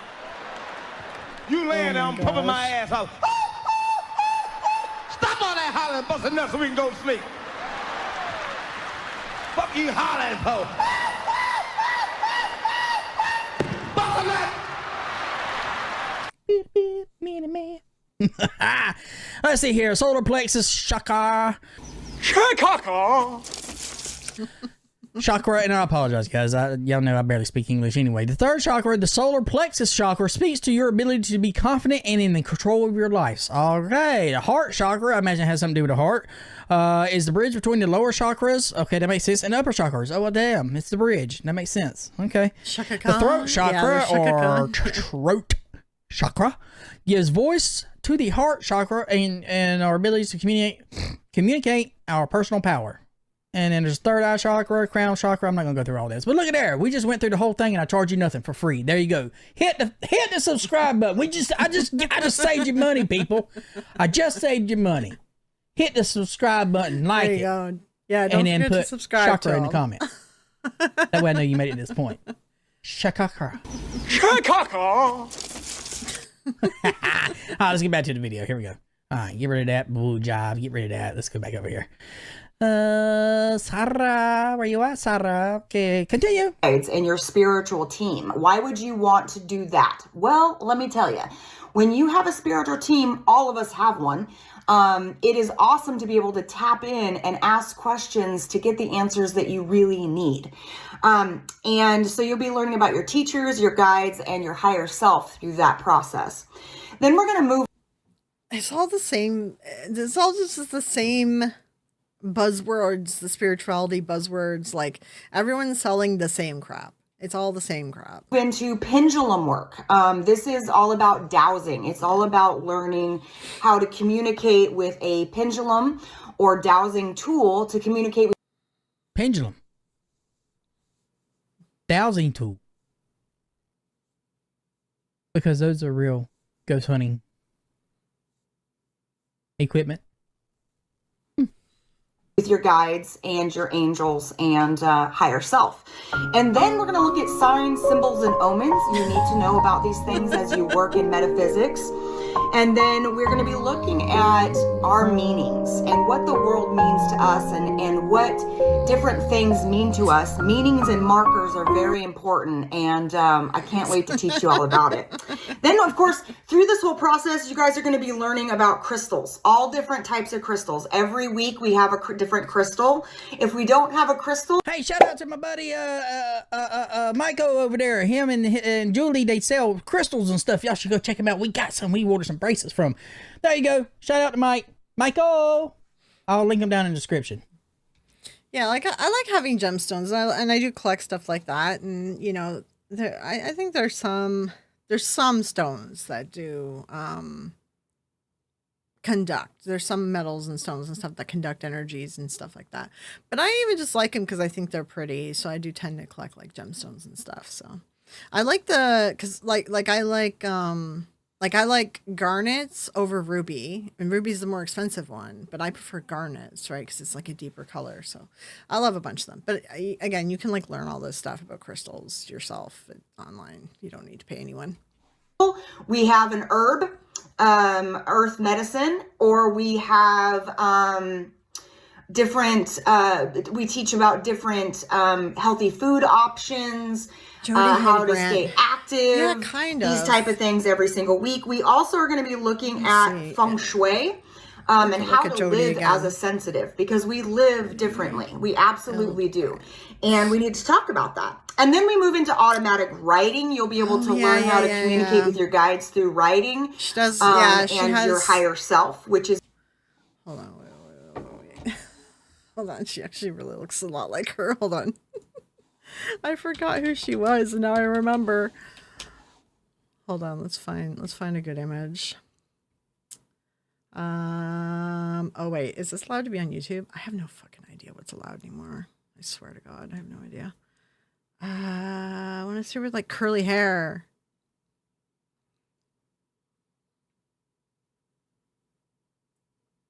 I don't know. Okay, I guess it's like the curliest her hair got. Let's see. Open image in new tab. There we go. Okay, so this is Jody. Can you guys see my mouse? Yeah, this is Jody right here, right? This one here. Okay. Where is it? Sorry. Okay, this is that lady. That's Jody. But see, look, they're all fucking blonde. Like all these people who sell all this bullshit, blonde. Blonde. Try to get the hair curly. And then you add the fake nails. The fake nails are like the finishing touches. She does look a lot like her. That's funny. I need that. Sign me up. Because again, you get the when we've been asking so much of this world, please tell me what's next, or should I have this job, or should I keep going with this relationship? Sometimes to sit with ourselves and have something that we can ask and receive information is a beautiful thing. So this is just scratching the surface. But a week is a group on Zoom, $1,500, yeah, and it's a self-led course. So you get your information self-led in your classroom on Monday. Wait, it's self-led, which means that it's an evergreen course. So she pre-filmed this because I sell courses like this too. I'm familiar with the process. She pre-filmed this course, and now she's doing these like one-off videos like this, where she'll then send you to the course. You do the course on your own. It's self-led. There might be like a private Facebook group or something that you can join and talk to other students. Like, it's very they're never live. You're never live talking to them. Like, it's all pre-recorded. So like it's very hands off. And some of these mediums and coaches and freaking manifestation coaches and all that crap, they sell this stuff for like thousands of dollars. So Okay, we talk about it in the middle of the week. Sir, I'm sorry. I didn't went to school. I ain't wanting to go back to school, but thank you. That is a fine gesture there to coming to on Zoom class to go back to school. I'd rather not and say that we did. How about that? And then you have all the way till Sunday to finish up your homework. It works really well. And let me tell you, some people have taken this 5 times. They love it so much. this is a 6-month course. They've taken it 5 times. What's that? 2.5 years? Ooh. Now, hell, in high school, I had to retake 12th grade 5 times. I'm not proud of it. Not proud of it. I'm kidding. It's a joke. Ha ha. Funny. Ha ha. Funny, haha. Mm-hmm. It just warms my heart. So for information, check below. I can't wait to work with you guys. Welcome home. Welcome home. Ugh. I don't like that. It sounded like she was trying to get me. She was trying to get me in the van. You like popsicles? Well, sure. Then you need to come on down to the cellar. I got a whole freezer full of popsicles. Mmm. No, thanks. I gotta get going. Oh, don't make me beg now. You're funny. Bye. Get your fat ass back here. That's creepy. Oh, look, she even has a morning show. Does these still happen? I guess not, since this was 7 months ago, and I don't see anything else. Readings. Ooh, what does this say? Were shirts made in his remembrance? Oh, so this is her doing a reading. Okay, cool. Let's check this out. shirts made, or did you get a shirt of his? Why is this being filmed with a cell phone? Oh, what the fuck? Or did you guys buy shirts? Because he's showing me a shirt. So shirts, to my knowledge, weren't made, but briefly, quickly, a few weeks probably before his passing, he had. That's why he's doing it. And he ordered all of. That's why he's doing it. Right there. I told you I'm a real medium. How did I know that? Was there a questionnaire that you had to fill out there, young lady? I think your name is. And her look. Hold on, where's her look? Let's go back. Her look is like, it's giving like Sloane Bella. It's like her look is completely changed. This is giving Sloane Bella, and the other one was sort of giving like, I don't know, Teresa Caputo and Sylvia Brown and Jody Hildebrand. Doing it. And he ordered all of. That's why he's doing it. Right there. I told you I'm a real medium. How did I know that? Was there a questionnaire that you had to fill out there, young lady? I think your name is Alex. Alex, did you have to fill out a questionnaire before you did this medium reading that you paid? Yeah, it's not even just a questionnaire, 2-ply. When you go to do this, like she's doing a lot of cold reading stuff, right? Like she'll try to fish for stuff, and anything that you answer with is like a clue, and then they'll feed off of it. And then stuff that if you're not answering any questions or not giving any feedback, you can also look at body language of somebody as well. And if you're not giving any of that, then they'll be like, "Oh, you can't be read," or "Oh, the spirits don't want to talk right now," or you're a non-believer and they're not connecting with you, or some bullshit. Either $175 or $300 for. Let's see how long is. Let's see how long is this. Let's see. He designated us as all Show me, Ninja Sarah. Turtles, so our little group of close friends. And I was Michelangelo, he was Donatello. He had ordered me a Michelangelo sweater, but for some reason in the mail, I got Donatello. And he's like, "Oh, I need to call them and order it." But then it never came, and I had his Donatello instead. So There it is. That's exactly what it is. That's what I'm saying, people. That's what I'm saying. I'm real. She's real. like I'm telling wearing you. a shirt. Hit around the bushes, you fall into it, and that's me reading you. You go, girl. Oh. Oh, go Sarah. Oh, I hear you. I'm like, sure. What are you talking about? You just told me. And it was so strange. Wait, what are you looking down at? Why are you looking down? Wait, y'all see that? Look at that. What? Yeah. Sarah, what are you looking at? What? Sarah, what are you looking at? What is down there? What is it? I want to see. Show me. Why is she looking down? Chakras are leaking. Sure. What are you talking about? You just told me. And it was so strange to me because a few weeks later when he passed, I just felt like I was supposed to get this because it was like, Yep. I don't know. That's exactly it, honey. That's Exactly. That's exactly it. That's exactly it.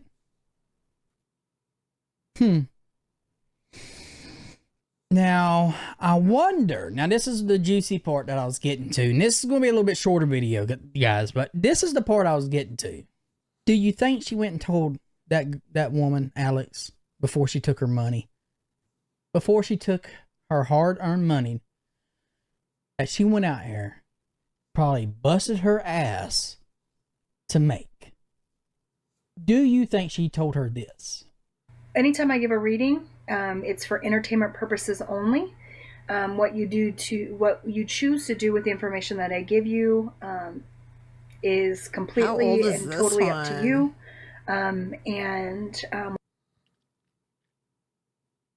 What?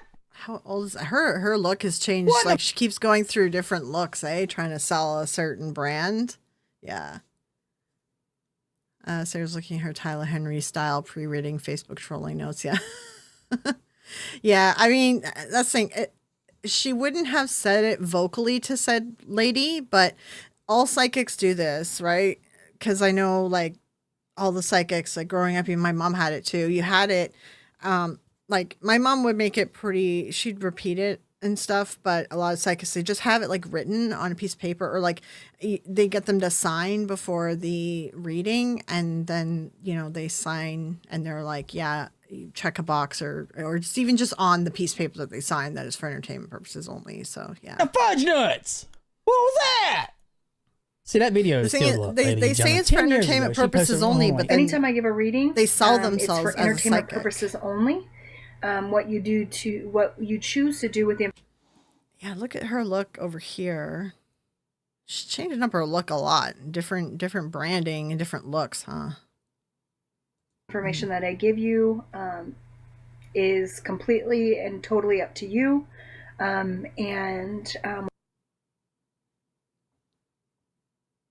Now, this woman that has been on TV, a ghost show, and let's get serious for a minute. Several ghost shows, as a bona fide medium,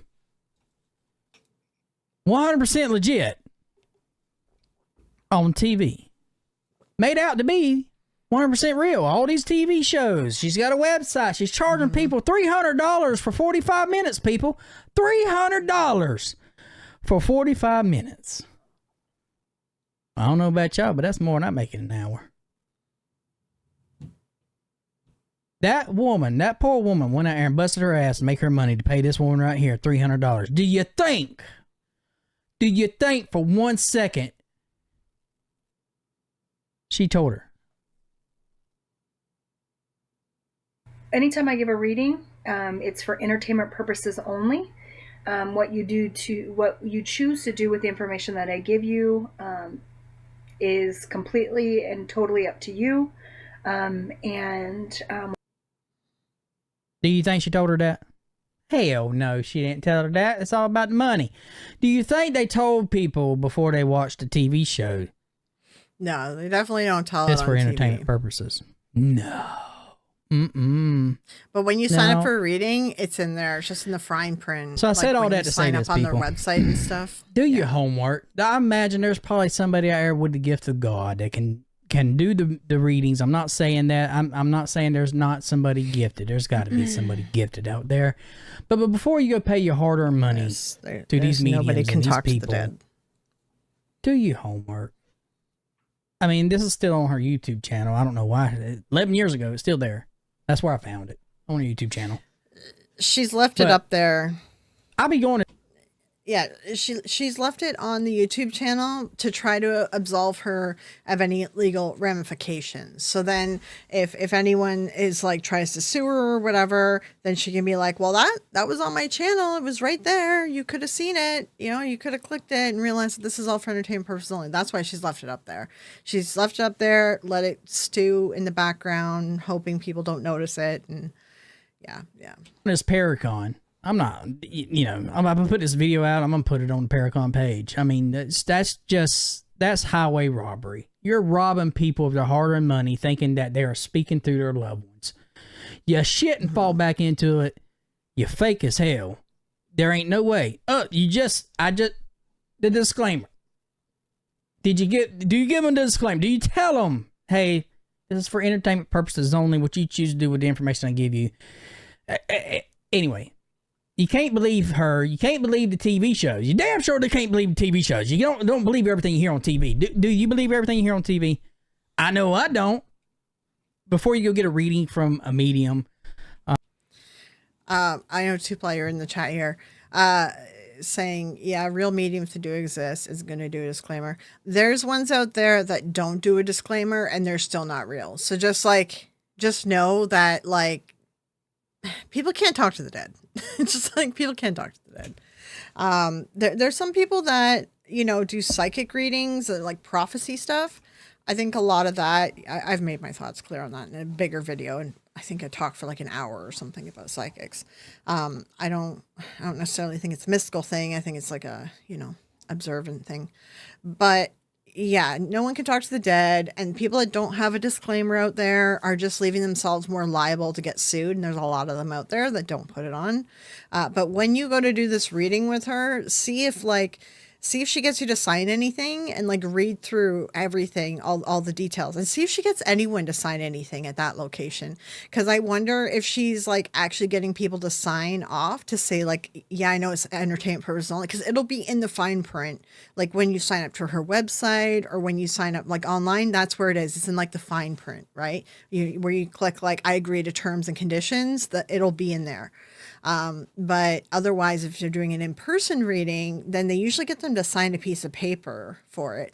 And if she doesn't get them to sign it, I think she's trying to use that old video that you found. She'll try to use that to excuse herself of all liabilities. So, I'm going to reach out to Bob Nygaard.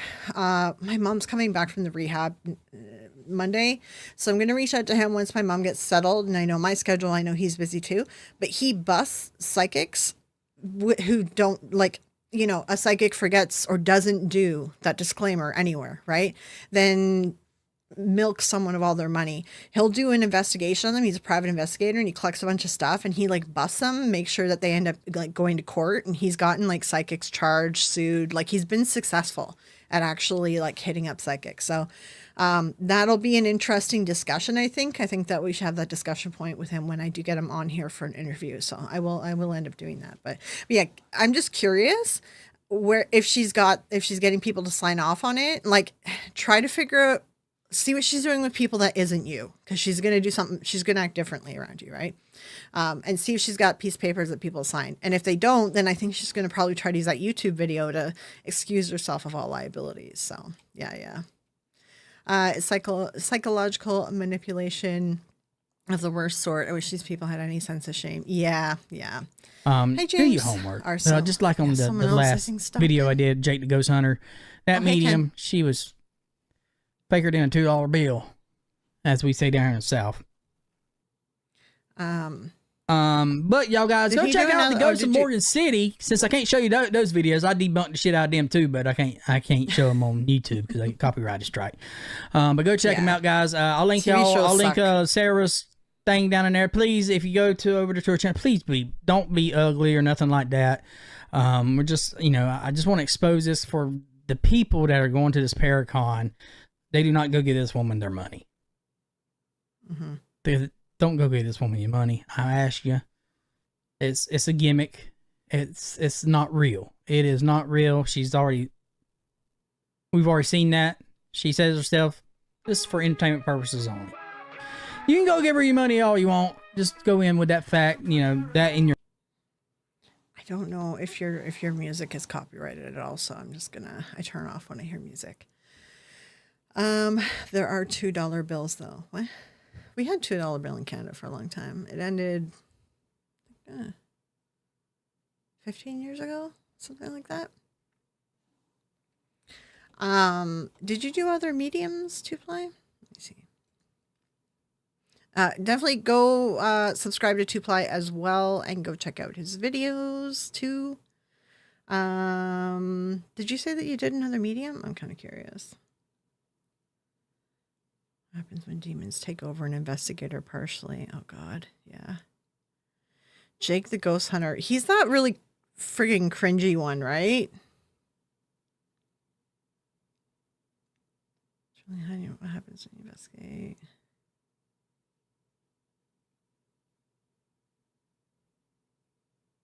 What's the one? Is it Beardo looked at one recently that was like really cringy too? What was the one that Beardo looked at? Oh, let me look up. I think it was recently, right?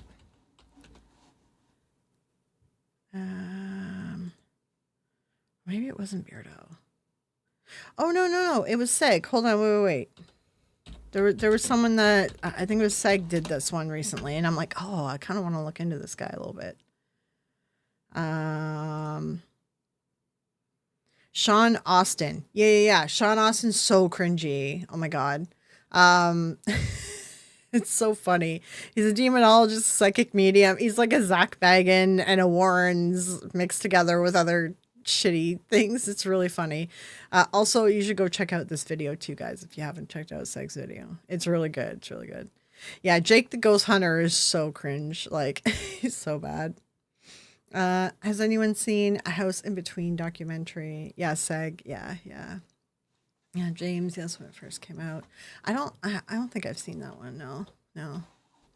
But yeah, definitely go check out the Sean Austin guy. I was thinking about looking at some of his stuff too, because he's got that Zach Baggins narration voice that's just so bad. I know everyone does like Amanda and Mackie, or Mackie and Amanda a lot. And I don't know. I find them really boring, so I haven't done them yet. I know some people brought up Selena too. There's stuff with Selena as well. I just gotta figure out how to like word it right with her. Yeah. But anyway, yeah, go check out that, and go check out 2ply Paranormal. He's a funny guy, and he's going to be live streaming the Paracon, and maybe then we'll get an update on the medium as well too. So oh yeah, you guys do that live show right with your wife. That's what I've watched your live show thing before. That's right. I think that's how I found your medium. I think I was watching this one or something. I think you mentioned the medium video, and I was like, oh, okay, I'll add that to my watch list. So not to be confused with Sean Astin or Austin, do you mean? Huh? Just thought in regards to your back going into spasms, if you consider trying magnesium. Yeah, I take magnesium. Just it sometimes happens. Like, it's just fibro, the most random shit happens to you. Your body just decides, yeah, this is happening right now. So it's just one of those random ass things. So, but I took 2 Robaxa sets, and I got the no name brand, and I took 2 Robaxa sets, and then I took, cause I have like heavy duty painkillers that I take every day, right? Like I have prescription painkillers.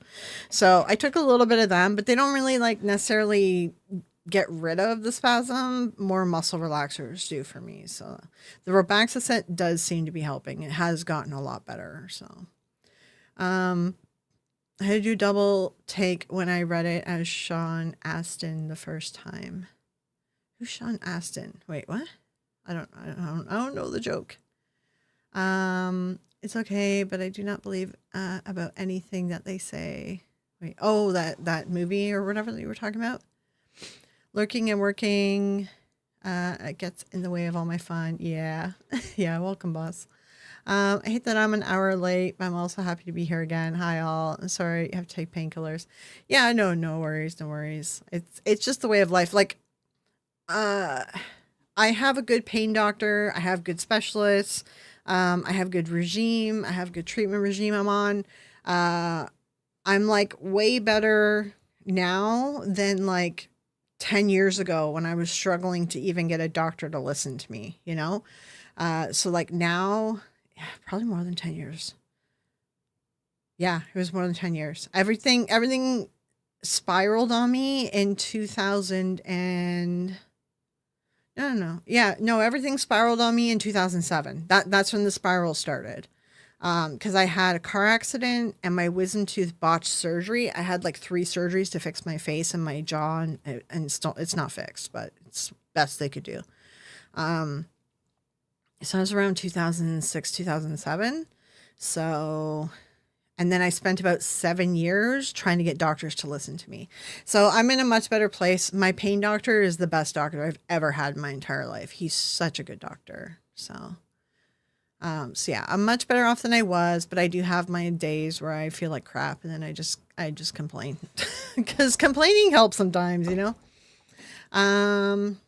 He's an actor most known for Lord of the Rings. Oh, Lord of the Rings. Who did he play on Lord of the Rings?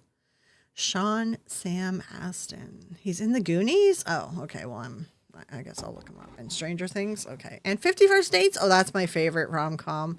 I used to watch that over and over again. Sean Astin.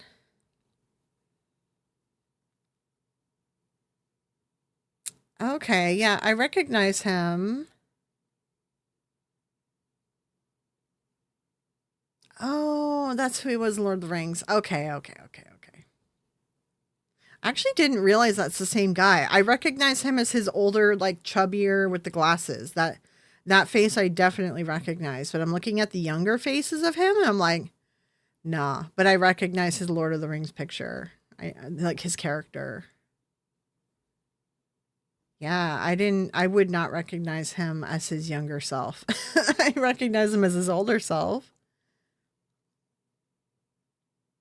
But 50 First Dates, I watched that a lot. That was like my go-to. Stranger Things I was really into, but then, I don't know, it kind of fell off for me. Kind of lost interest. Oh, he was in Encino Man. That's a classic. Classic bad comedy. Love it. Lord of the Rings. Where do I know him from, though? Like, I guess it must be Stranger Things. Oh, it looks like he's been in a few Adam Sandler movies, which 51st Date and then Click. In other words, I watched a lot of Adam Sandler movies before he got like, you know how he changed and he's like boring and does sad movies and I don't know. Adam Sandler fell off too for me. I don't like him. Not anymore. I used to like his older stuff. Oh, he's been in a bunch of stuff. Cabin Fever, Patient Zero, The Strain. I've watched all these things. NCIS, which I didn't really like. I didn't really watch too much of, but yeah, he's been in a ton of stuff. I think I remember seeing him all the time as like just an extra character, not like a main character, but like side characters. Potatoes. Is he the one that says that? See, I wouldn't recognize him in the Goonies. I don't recognize his young self. I have CRPS, DDD, fibros, many back problems, can't list, horrible pain, doctor. Talent, ibuprofen, just suffer 99%. Yeah, like it took me like 7 years and like I was saving up to actually go to the because the United States has specialists for like everything. In Canada, like, because I technically have MS, right? And that's sort of what kicked it all off is I had an MS attack. And then after that, just everything spiraled. And so I wasn't getting help. So I'm like, okay, in the States, they have MS specialists. In Canada, we don't. It's just a neurologist for anything to do with the brain. There's no specialist, right? So I was saving up for that. Then I was able to talk to a US specialist, MS specialist for free online. And then they told me what doctors I need to ask for. And then they told me that I need to ask for a specialist for every part of my body. Don't go to my GP anymore because my GP wasn't helping. And that's what I started doing. And then I got a couple recommendations for like a good rheumatologist and stuff. And that was just like the recommendations helped. That made a difference, getting recommendations from people of good doctors. And I got a recommendation for my current pain doctor too. That made a huge difference, actually getting recommendations from other patients and finding the right doctor. Like my rheumatologist, I traveled an hour to go see him. I didn't see the one in my local city. I went to the hour to see him. So, but now I just see my pain doctor because he takes care of me. He knows me so well now. I've been seeing him for so long. Yeah, boil and mash them, put them in a stew. Yeah, I remember that. Oh my God, I feel I'm over trying to convince doctors of my issues. So grateful for my pain management doctor. Yeah, like my pain management doctor has been like the best solution for me, honestly. And then I met another pain management doctor who's doing my Botox, and he's like, oh, we could do ketamine shots, right? Which I would be open to trying, but I have to go down to Toronto and I can't drive myself back. And I have to go every month, I think he said, for the ketamine. Because he says like it decreases pain exponentially. Like all the meds I'm on, I could get off like 80% of them. But I'm like, I literally don't have anyone in my life that I can rely on every month to take me. So I'm just like, I just can't. If it was available in my city, then I would do it. But I can't. I don't have anyone to drive me to Toronto. So, but he's a good doctor too. I liked him as well. And he does my Botox. So he's a new one that I just met. I like him. He's a good guy. But he knows my pain doctor and they've worked together. So I'm like, yeah, I'm not surprised because you both seem like good doctors. So, I still think he's Kenny Biddle. Oh yeah. I guess he kind of looks a little bit like him, huh? Adam Sandler sold out. Yeah. He got boring after he had kids. I found it was before Netflix. Like Click was really sad. Like all of his movies started going really sad. Just like after he had kids, he got like, I don't know. He got less like slapstick stupid comedy, which I kind of just liked. And then he got like serious, sad. He does look a little like Kenny Biddle. He does, yeah. Thank goodness for independent cinema and Tubi. I haven't looked at Tubi. Our waiting lists are trailable, but it's free. Yeah. Crazy waiting lists in Canada. It takes a long time to get in to see people, but it's free. And like, honestly, would you rather go bankrupt or would you rather sit in an ER for 12 hours? Like, you know what I mean? Yes, we complain about it in Canada, but like the other option is like bankruptcy and living on the street. So like, yeah, I'd rather just sit in an ER for 12 hours, right? So yeah. I like Sandler and Rain Over Me. I don't know if I've seen that one. Buggy Mommy has a miss. She's terrible. Has a terrible time with it. Oh, MS. Yeah. My MS, at least fortunately, it seems to have like, I had one bad attack and I've lost 10% of my vision, like right here, which is why I have trouble with my makeup a lot of times. But I've had other ones that I think were attacks and they then proceeded to make my fiber worse. But then my neurologist is like, well, I don't see any like new damage in your brain, but I have 15 to 20 lesions on my brain, but they're tiny. So I don't have enough of the tiny lesions. I need to have hundreds for the one version of MS. Or I need to have like, a handful of big lesions for the other form of MS. So I'm in, and a lot of people are in this. It's called MS purgatory, where we have lesions, we have attacks, we have things that happen, but we don't have the correct lesions to get a diagnosis. So it's just like purgatory, MS purgatory. And I've been like that since 2007. So are there no trains? There's trains to like certain areas. Like his office is not in Toronto. His office is in the GTA, the outside skirts. So like there's no train. The public transit sucks. Public transit sucks in my city. Like if you have a car where I live, it only takes you like, I don't know, 20 minutes or something to get across like one end of the city to the other, maybe 30, depending on traffic. If there's no traffic, like 10, no, like 15, 20. If there's traffic, 25, 30, maybe 40. But if you take the bus in my city, it will literally take you like 3 hours to get across the city. Now, there's a train from my city to downtown Toronto, and there's a train from my city that goes to another train station that's in the sort of a York region kind of area. And that area is like, his office is somewhere offshoot of that. But then I would have to get off that train. Then I have to take public transit in the York region. And I don't understand the stupid buses. I always get lost. I am a person who will get lost. I get lost so easily in cities. Put me in a fucking forest and I will find my way out. I will survive and I'll be fine. But you put me in a city, I will literally just have a complete meltdown. I'll get lost, have a meltdown, and just like shut down. And then I'll just like, I've done it so many times. Cities overwhelm me too much. And like, I just can't figure out the stupid bus systems. Because there's also apparently, because Kristen was saying that if I get like a certain part of my ear pierced, that it takes away migraines too. And there's a place that does them medically, and they have because I had my ears done by my sensei when I was a kid, and they weren't earrings. They were like this special, I don't know, it's hard to explain, but I found a place near Toronto that does it. But again, it's like in Mississauga or something, and the transit is so fucking weird. And I'm just like, oh my God, I can't figure out how to get there. So just like, it's so annoying. The public transit is so bad and so annoying. Yeah, Samwise. Yeah, he played Samwise. Yeah. He was Drew Barrymore's. Oh, was Drew Barrymore's brother. Oh, okay.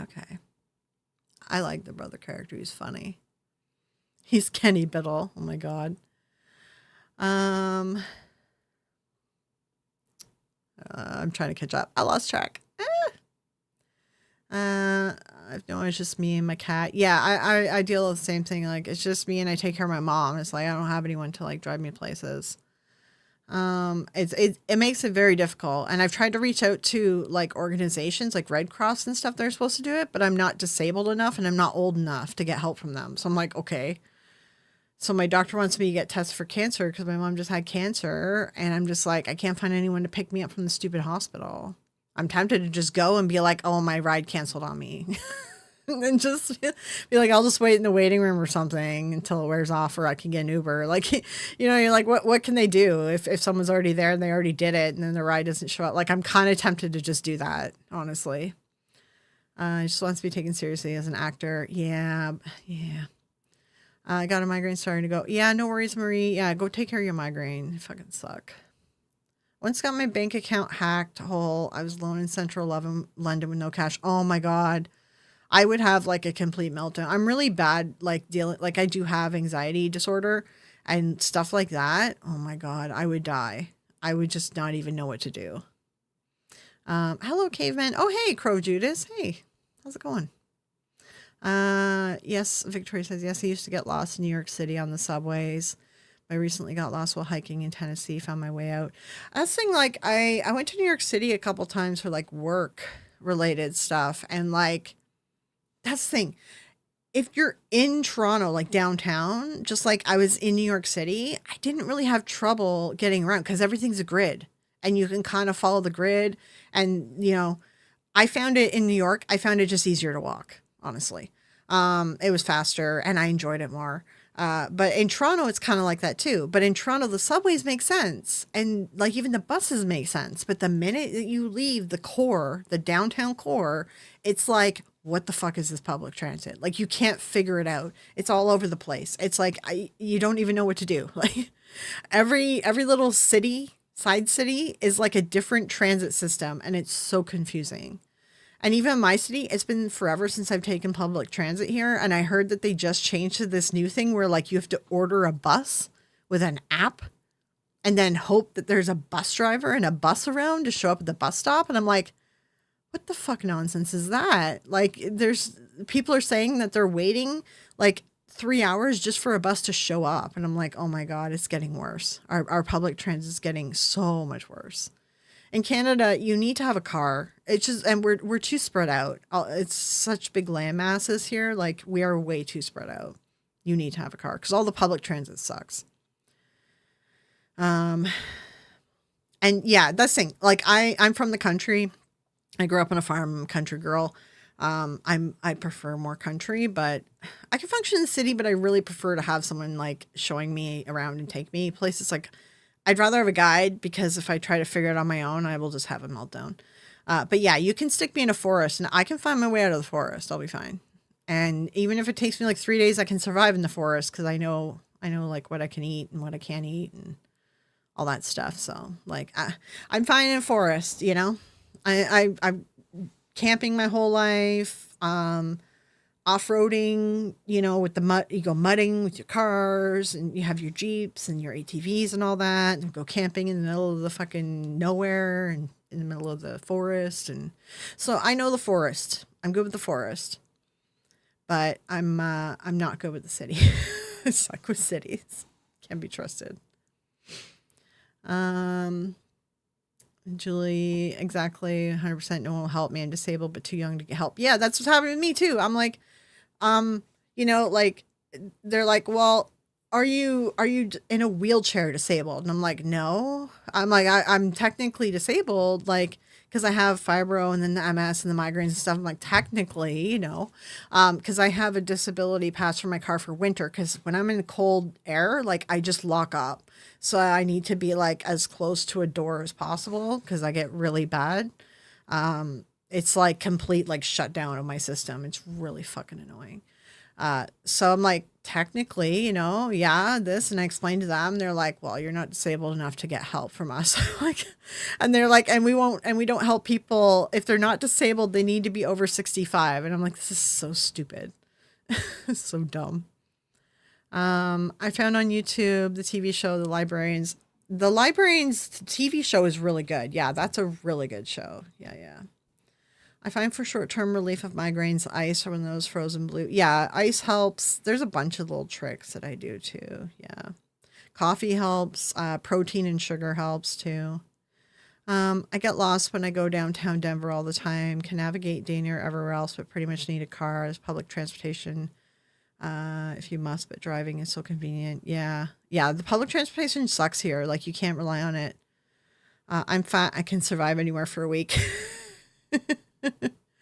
Cold hats are helpful for migraines. I have an ice hat. Yeah. And I have an ice like headband. And then I have like different creams. And then I have like the coffee. Like I said, the coffee helps a lot. And eating protein and sugar helps a lot too. So.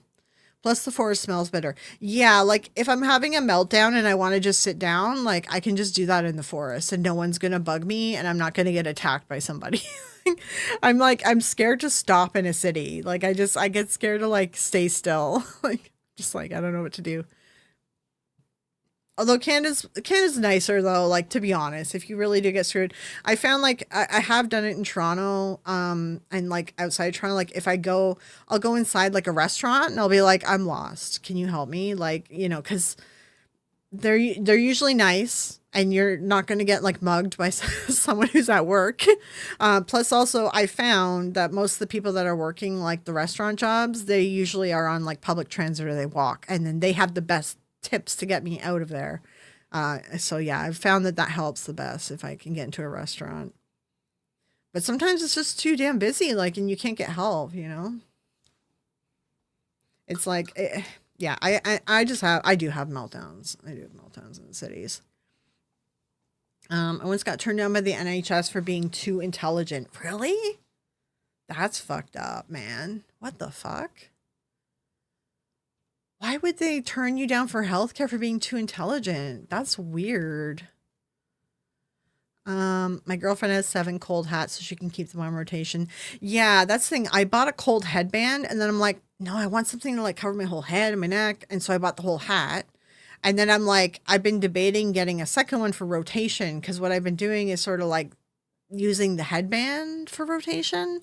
But yeah, I'm like, I keep meaning to get a second one because it's good for rotation. Yeah. I'm hopelessly addicted to coffee. If I don't get it, I get nasty headaches. Doc says, yeah, it is a withdrawal symptom. Yeah, I'm not really addicted to coffee. Coffee is a big deal in Canada, and I used to drink a lot of it when I was younger.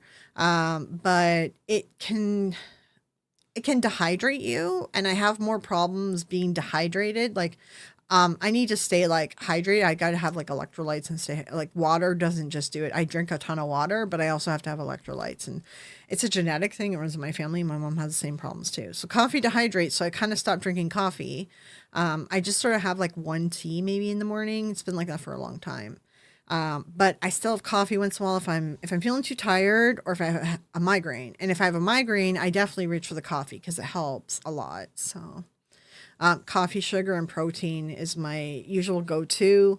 But then it's like if I get a migraine at night and I'm like, I really need to get some sleep for the night, then that's when I'll go like, I'll do the whole every cream in my drawer plus the ice hat plus some protein and sugar and usually I still wake up with the fucking migraine. So ADHD made bus and train timetables a nightmare. Once I did learn them, it was great though. Yeah, that's the thing. Like in my city here, once I learned the public transit, then it was like, okay, this is okay. But they keep changing it in my city and they keep making different stupid decisions on it and it's fucking it up. And now I've heard like now you have to order a bus. I'm just like, this is so stupid. So it's gotten so bad. But Toronto's not too bad because Toronto is, if you're in downtown Toronto, it's a grid system. Even their buses come every 10 minutes. So it's like, it's good. It is good public transit once you're in there. But all the specialists and all the people, like the doctors, like the ear piercer people, they do like medical ear piercing with like different kind of metal and stuff. And I think that's what I need. So they're like, not even in Mississauga, but like outside of Mississauga. So it's even more difficult to get to on public transit. And then the guy who does the ketamine, plus also with ketamine, they're not going to let me go on public transit because I need to have someone with me because they're afraid that someone could like take it because it's technically like a anesthesia, right? So I'm not allowed to leave on my own and go on public transport. I need someone with me regardless because it's a whole liability thing in case someone grabs me because I'm under the influence, even though like, when I'm half under anesthesia, I will attack people that touch me. Like, I've kicked and like punched dentists before. So I'm actually like safer being half out of it because I will fight back and I get very violent. So, but I can't drive obviously. So, when I vacationed in Argentina, I got lost and that was decades before GPS. Google Translate, just relied on my instincts, made it back to the hotel. Yeah, I feel like if you leave on foot, like if you go anywhere and you leave on foot, like I can usually find my way back if I left on foot, right? But yeah, that one I would probably freak out a little bit because like if I didn't speak the language. So yeah, like I feel like that would be really scary. Can't keep anything down with my migraines. Yeah, they sell like in Canada it's called Gravel. I think in the States, what do you guys call it? Dramamine or something like that. So I'll buy that. Like I have that around for when I get the nausea from the migraines. And that will actually make you sleepy too. So if you're trying to fall asleep, I mean, it can help. But yeah, I'll usually take the Gravel and just like a couple sips of water, let that kind of settle. And I buy the gel cap so it like works right away. And then, well, there's gel caps that work right away. And then there's another version of the pill that's a 12-hour release. And the first half of it bursts out within, I think, the first hour. And then it lasts for 12 hours. So sometimes I'll take one or the other depending on how bad the nausea is. And then from there, then I'll do coffee first, and then I'll usually eat after the coffee. Because if I'm going to puke up the coffee, then it's like, yeah, I can't eat. So, because anytime I feel nauseous, I can usually drink stuff that's not cold, right? So, Dramamine is best for nausea, but taking too much, bring on the hat man. Yeah, that's what the Gravel is here too in Canada. But Gravel and Dramamine are two different names of drugs, and not the brand name, but like they are technically two different drugs, but they do the exact same thing. And I don't know why we use two different ones because in Canada we use Gravel and in the States it's Dramamine, and I'm like, it's so weird. I don't know why there's two different ones. So like Gravel is, what the hell's it called? The dimenhydratine? Fucking, I don't know. Dramamine. Oh, they're both antihistamines. That's probably why they both work so well. Yeah. Oh no, Dramamine. Oh, it contains dimethylhydronate. No, hydronate, and we use hydronine. Oh, it's one off. It's like one off.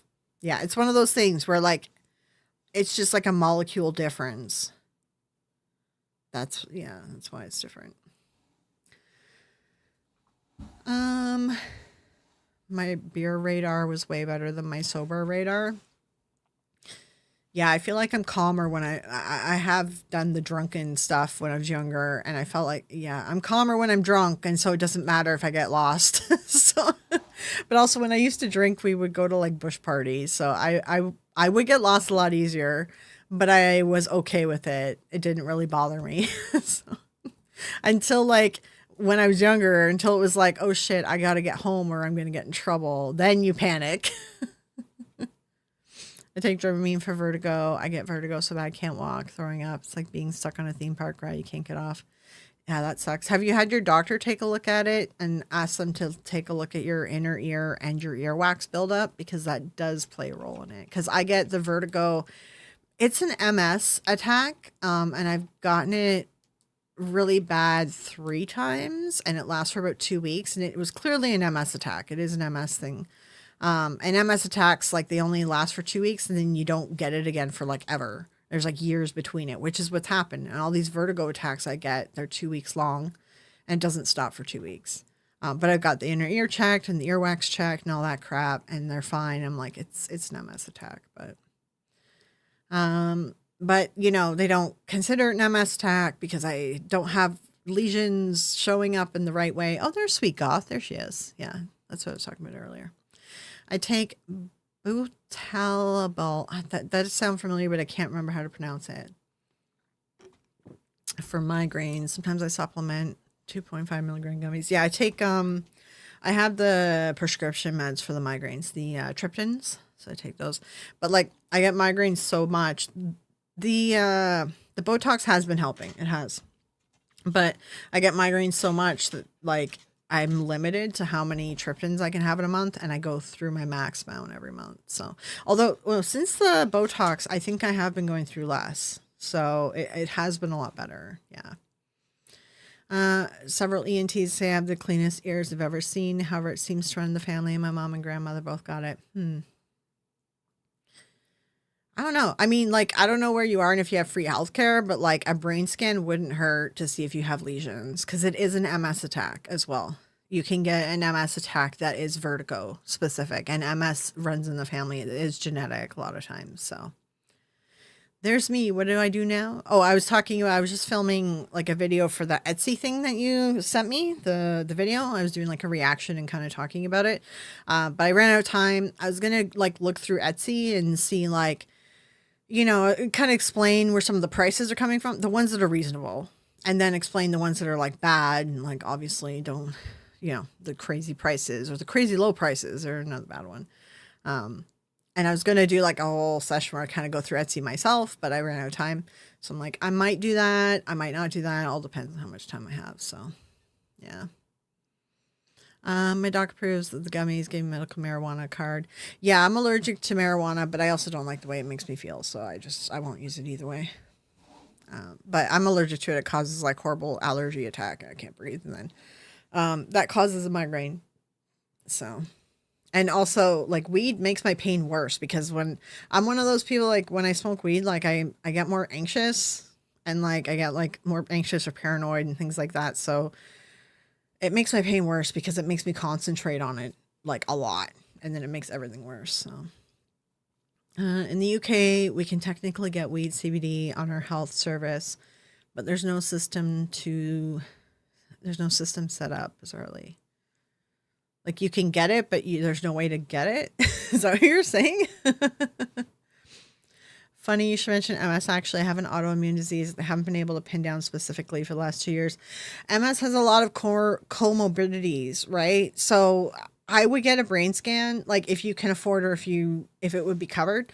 I would get a brain scan and see if you have lesions, like, to be honest, because it can, MS can display as other diseases, but other diseases can display as MS. But if you have brain lesions, that'll be a clue as to, like, it's probably down in the MS area. But you could also end up in MS purgatory where you just sit in the middle.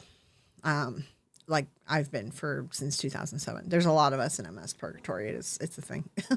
But it's worthwhile to get a brain scan, honestly. If it's something that you can afford, would be covered, whatever. Even like with fibromyalgia, like there's a lot of people who think fibromyalgia is a form of MS, and I have to agree with them. And a lot of people with fibro that I've talked to that have gotten brain scans, they do have lesions, but they don't have a lot of them, and they're all small. I'm like, I honestly think fibromyalgia is a form of MS. And I don't think that it's going to be recognized as that until everyone gets a brain scan for it. Until that's like practice to give fibro patients a brain scan. So marijuana is a bit of a paradox. It can help with headaches, but it can also cause them. Yeah, it'll cause them for me because I'm allergic to it. So yeah, we can get it technically, but it's almost impossible. That's weird. Canada's like chill, man. Canada's like the stoner fucking college boy. Like we got the beer, we got the weed. We're just chilling in the fucking lawn chair. Like we're cool. But even with us, like even if we're drunk, high, whatever, if you pick a fight with us, we will bite back pretty severely. And we tend to unite. Like in Canada, like where people aren't talking to one another, we all hate each other, whatever. And then someone comes in from like another town or something, or like whatever. And we will all unite against said person that's pissed us off. And we all like join in a big mob and just go at them. I've done it so many times as a Canadian. Even as a teenager, we did that. The Toronto people would show up in our little town because I grew up in a little town, and they'd show up in our little town. And if they caused any trouble for the night, oh God, we didn't have cell phones back then, and how fast we fucking assembled. And there was like hundreds of us, and we just like, they got the shit beat out of them by all the boys, and we all just stood around watching in a circle. And then we made sure we kicked them out to the edge of town and made sure that they didn't come back. We've done so much stupid shit like that. I've had so many falls for about 3 to 4 years. I've broken my back, arm. Oh God. Yeah. The falls are not good. Doctor refused to let me go to a neurologist. That is bullshit. Cause the only thing, if your like body's giving out on you, like that's also like MS is also can cause like a muscle weakness thing. See, like I'm getting the other weird attacks that are like related to my head, I guess, like my eyes and my ears and things like that. But I have another friend, and she gets the muscle thing. Hers is really bad. It's like one of the MS versions that moves really quickly, and her like muscles give out on her. So she'll be walking and then just suddenly her legs stop, like because her muscles lock up, right? Or just not lock up, but just like stop working. They're just like jelly, right? For me, weed enhances whatever mood I'm in, for good or ill. It helps keeps my depression, but makes my anxiety worse. Yeah, that's the thing. It's like, yeah, I got to decide what's worth what, like my antidepressants I take. Excellent. They're excellent. And I did go off them for a little bit. But then like this past year, I'm like, no, I'm going back on them again. But they're really good antidepressants, Wellbutrin. And it's the only ones that do dopamine, because my issue is dopamine, not serotonin. But they cause more anxiety because they also hit the neuroepinephrine stuff, but the ADHD meds cause more anxiety. But I've done so much therapy for my anxiety that I'm like, I have tools that I can use. And I'm like, I'd rather have the benefits of the medication and just deal with the anxiety. And I just use the tools that therapy has taught me. So thank you for the migraine coffee tip. I just use my Keurig Mason coffee. Yeah, it helps because it opens up the capillaries. I don't know. Sorry, I'm not pronouncing that right. Coffee also helps with asthma too. My cousin had really bad asthma, and she would drink coffee like when she was having bad asthma attacks as well. That's great, Katrina. Everyone has different chemistry. Yeah, it affects everyone differently. Yeah, for sure. Everything affects everyone differently, for sure. But coffee is it is a vasodilator. I'm saying the wrong words. vasodilator. Is there a doctor in the house? It does. It like opens up the like. I can't think of it right now, but it does do that. It helps with migraines. Yeah. My girlfriend and I were taking the CBD gummies for a bit. She ended up with a bad dissociative episode for like 45 minutes. Really? Oh my gosh. With CBD? Oh, with THC. Oh, okay. Okay. I was going to say, with CBD only? That's intense. You guys should stay away from THC if only CBD did that. I haven't had a dissociative episode that I didn't go into on my own. Oh. You know, ADHD, we have like those weird dissociative moments where our brain is like recharging or rebooting or something, and we just kind of like zone out. I used to do it all the time in school, and that's why the teachers were always trying to tell my mom that I had ADHD, right? Because I was doing that so often. But it's like, I feel like I kind of do it on my own. I mean, I kind of do it without realizing, but I kind of do it on my own. And we don't stay in it for very long. So, but if you got stuck in that, like, yeah, that would be tough. Yeah. My ADHD meds are great for stemming in OCD and keep me calmer, but the depression keeps coming back. Yeah. I was saying, like, I went on the ADHD meds and I was feeling so great and I was feeling so good. And I'm like, I'm going to get off the antidepressants, because one of my friends who has really severe ADHD, she's like, she figured out that the ADHD was causing the depression, which is a thing. So I'm like, I'm going to stop taking the antidepressants and just see if I can just take the ADHD meds. And I tried doing that. And then the world went to shit this year, as many of you know. I'm in Canada, and there's like tariffs, not tariffs, tariffs, not tariffs. And I'm just like, I can't. So then I ended up back on the antidepressants. I'm like, I know and that's the thing. It's about being self-aware, right? When you know you have to go back on your meds, or when you know that you need to go to the hospital, or, you know, that's the key thing with stuff like this. Just being self-aware, knowing when it's time to be like, okay, no. I need to go to my doctor. I need to go back on the meds. I need to go check myself in somewhere, right? Is being self-aware is like the key to mental health, to be honest. Even to like other health too. Knowing your body. That's a big one too. My one friend gets tired when he drinks coffee. Yeah, ADHD causes it for sure. It's a 50-50 for me. Like, sometimes if I drink coffee, it will zonk me out like completely. I'm like, it'd be great if I knew the days that it happened. It doesn't happen every day. It happens like 50-50. So like, if I knew if I was having one of those days, then I could just put myself to bed with coffee. But then you never know, right? The coffee could end up waking you up. So yeah, my cousin had asthma and was allowed to drink coffee at a young age. Yeah, same with her. Yeah. She was drinking at a very young age because it helped a lot with her asthma attacks. Yeah. And then like, I remembered that from when I was young, because I was really young. She was really young, right? And then when I started having my migraines, I'm like, I'm going to try coffee, because I remember that was like a dilator thing. And all my migraines were starting in like my sinuses and stuff. And even she was having asthma attacks because of allergies too, and her sinuses were also causing her. So I was just like, I'm gonna try that, and then it ended up working really well. So I was like, oh, okay, I'll just do that. My boyfriend understands, but I totally zone out and don't realize. To be fair, I haven't been diagnosed officially. Yeah, like the ADHD zone out happens and you don't realize you're doing it, but you're not in it for very long. But sometimes it can happen. Sometimes it can happen when you're in the middle of a conversation. Yeah. It's like when an ADHD person is physically doing something while you're talking to them, that they're actually processing it better. If they're like looking right at you and like nodding their head, or just like, you know, watching while you talk, it's very likely they're not going to remember that conversation. If they're doing something while talking to you, they're more likely to remember the conversation. It's just the way that we process things. Wow, makes sense. Thank you. I just took myself off my ADHD meds after 10 plus years and my anxiety was out of control. Yeah, because the ADHD meds, they boost up your dopamine levels and everything else. So like they act sort of in that antidepressant world, kind of, you know, it's got overlap.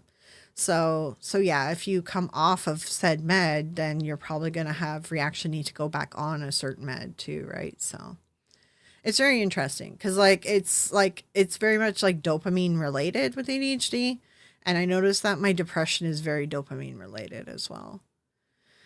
Caffeine doesn't seem to have any effect on me. Yeah, sometimes it doesn't. Honestly, it didn't really do a whole lot with me, but when I was growing up, I used to drink a lot. Canadians drink a lot of coffee. I used to drink a lot and it just didn't do anything for me anymore. But like I said, I kind of went off of it because of dehydration. So my self-esteem on ADHD meds isn't pretty, but without them, my brain gets too chaotic. Great choice. That's weird that it's causing self-esteem issues. I don't know. I would talk to your therapist about that because maybe there's like another med that can help balance it. It's like I do the ADHD meds. Again, everyone's different. I do the ADHD meds. It's Vyvanse. I think I take Vyvanse. It's like a stimulant. And then I do that with the Wellbutrin. And Wellbutrin, oh, it's like the best antidepressant. I've been on so many other antidepressants. They made me disassociate. They made me like feel like a zombie. Like I did not feel right on any of them. And then like I was talking to my doctor about it. And he's like, yeah, they're not supposed to be doing that, like to that extent. Cause I was telling him how extreme it was. Right. And he's like, okay, well, he's like, I don't think your issue is serotonin. Then he's like, I think you might have a dopamine issue. And that's why we kind of headed down this path. I've been on Wellbutrin for like the last 2 years or something. And it's been excellent. And then I'm like, as you get older, like with, unmedicated ADHD, it gets worse, especially when you're under stress. So I went to him like, I think I have ADHD. Like the teacher always thought I did. So he's been working with me and he's like, it makes sense because my dopamine was my issue too. So yeah. Vasodilation. That's the word. Thank you, Ken. Yes, that's the word I was trying to think of. I'm in therapy for various things, so it could be external pressure. Yeah, and sometimes you're just under too much stress. Like that's sort of where I'm at right now. I'm like, I'm so fucking stressed right now because of like just trying to deal with my mom's stuff. It's trying to take care of your parents. Like it's very stressful. It's like not fun at all. So, and I've been doing it for like, I've been taking care of her like for like 9 years, like a lot. And I'm just hitting my like limit. I'm just like, I can't do it anymore. Like it's too much. Like her care is increasing every time she goes in the hospital. She comes home with something else that requires more work, and I'm just like I don't know how I'm gonna help her when she comes home. Like there's too much stuff right now. I'm like I can't do all this for you. They use Zyban to help quit smoking as well. I did try I used to be a smoker. I did try Zyban. That didn't do anything for me. It kind of made me just feel. It made me feel a little bit high, which made me want to smoke more because I was a party kid, like my whole teenage years. I kind of stopped when I was, I think 23, I think it was. But I hardcore partied. So anything that kind of made me feel like high, which the Zyban, it like colors were brighter. Like it was weird. It was like, I don't know, shrooms or something. Like, and that made me smoke more because it just reminded me of partying. And when we partied, we'd smoke a bunch. So it made it worse. I got off cigarettes because actually they discontinued my brand. I was very specific and I smoked, of course, the weirdest cigarettes because it's classic me. And then they discontinued them and I couldn't find anything comparable. So then I switched to vaping and then I was vaping nicotine for like ever. And then it was like, not ever, 9 years, 8 years, something like 8 years, 7. I don't know. I stopped using the nicotine in my vape like a year ago. And now I just vape sometimes. It's non-nicotine. I just do it like, it's like a oral fixation thing. And especially if I'm sitting out at like the fire or something, or like out socializing, like I just tend to, it's like an oral, it's like it's psychological. I don't have any nicotine though. I'm not addicted to nicotine anymore. So, I was diagnosed with shit when I was younger and medication roulette wasn't the best for me. Yeah. My mom was very much against, I think because she's a baby boomer, they have like a weird thing about mental health. And she was like always against, like even now I'm like telling her, I'm like, I think you need to see a therapist. Cause like she has like weepy moments every morning. I'm like, I think you should see a therapist. She's like, nope. And so like she wouldn't let me do anything. So I had to wait till I was like 18 before I could get help for like my mental disorders, which run in my family, by the way, like schizophrenia and everything else. Like it all runs in my family. Depression, anxiety, all that crap. Walgreens gave you fake Adderall? What? Is that a thing? Oh my God. Plant-based meds. Ooh, what plants are you using? I'm on month 3 of ketamine. Amazing results. Really? Oh man. Like I want to try it, but just like I don't have someone to take me home. Like it sucks. I do really want to try this ketamine because like apparently it's less managing of like meds and stuff. Like it's supposed to work really well. I think it's why I hesitate to navigate being diagnosed. I mean, it's better to be diagnosed because then they can at least, it's all, it's about finding the right doctor. It is about finding the right doctor that will go down right things. So, Virginia Slims. Yeah, I smoke something like Virginia Slims. Canadian tobacco tastes way better than American. American tobacco is gross. Tastes like cigars. So the ones I smoked were really short. They were like, I don't know. They were like this short and they were super skinny. Like okay, like here's like a lip pencil, right? They were skinnier than this. They were like half the size of this. I smoked the most random, weirdest cigarettes, but they were like super filled with nicotine. They were like intense cigarettes. So I could smoke it really fast and I get all my nicotine, And then I didn't get any, like barely any carbon because it was like mega soaked nicotine tobacco. I don't even know how to explain it. And so anytime I tried to switch to other cigarettes, I couldn't handle the carbon, all the smoke, like the burning from all the extra crap. And so I'm like, okay, I got to go to vape. So it helped though. I got off cigarettes and then I got off the nicotine on the vape too. So bars and booze doesn't help, still triggers. Yeah. That's why I have my vape for that. Like it doesn't have nicotine. I just because I sit out in the backyard with the neighbors during the summer at the fire and we're having like a beer or glass of wine and they're all smoking. They all smoke cigarettes. So I'm just like, okay, I have my vape with my no nicotine. So, she looks more like a smoker, not Virginia Slims. No, it was Virginia Slim. It was like Virginia Slims. Yeah. Yes, I've been struggling with 7 years of MDD. I was a shut-in along with alphabet of other. What's MDD? Which one's that? The cost of tobacco is nuts. Yeah, honestly, I probably would have quit because of the cost, because it was starting to go up a lot. I feel better being tobacco free. Yeah. And like when I switched to vape, it was really cheap in Canada, and it was just really affordable. So it was so much cheaper. And then I got off the cigarettes, and then I think it was like maybe it's been like 2 years actually since I've quit the nicotine, because then the government put a bunch of tax on juice. And then I was mixing my own, because that's pretty much how we do it now, is you mix your own at home and then you don't have to pay the crazy tax. But now I'm like, I just buy stuff that's not nicotine. So I just buy the flavor, and then I only use VG, the vegetable glycerin. And then I just mix that myself. And then I just use that, and I just vape that once in a while.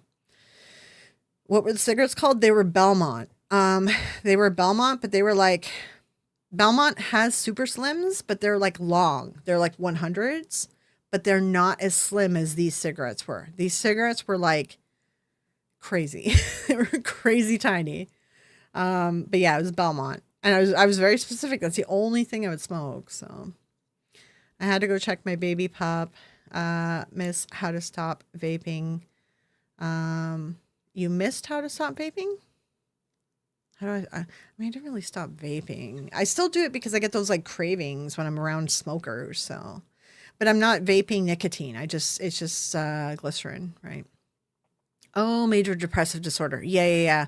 Like I have pretty bad anxiety, but my depression is like, I feel like my depression is more dangerous. So I will medicate that in exchange for, if I have anxiety attacks because of the medication, that's fine, because my depression to me is more of a danger unmedicated. You know what I mean? So it's kind of like you got to choose your poison, right? So, I replace Adderall with I have to look this up because my doctor said like when I reach a certain age, like I can't take these meds. So like finding other solutions would be nice.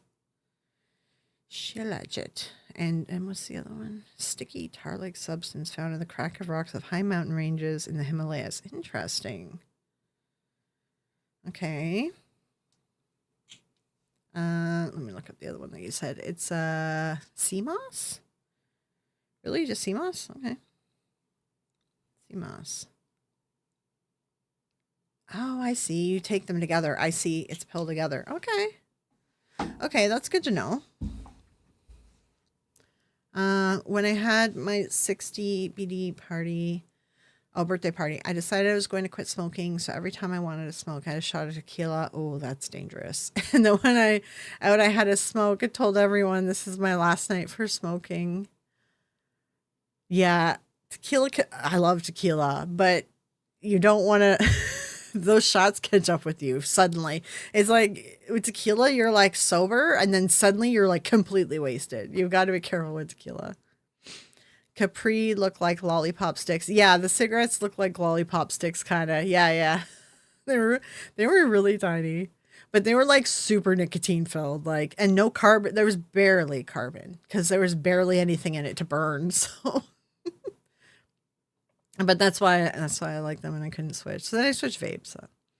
I vape and need to stop. But man, it's hard. I'm so stressed all the time. Just start going down in less nicotine. That's what I did, right? So what I did is I just started like, well, what I did for mine, because the flavor I had, the lowest I could get was 6 milligrams. So then I got some unflavored and then I started mixing half and half. Because you can just buy bottles to like mix it yourself, right?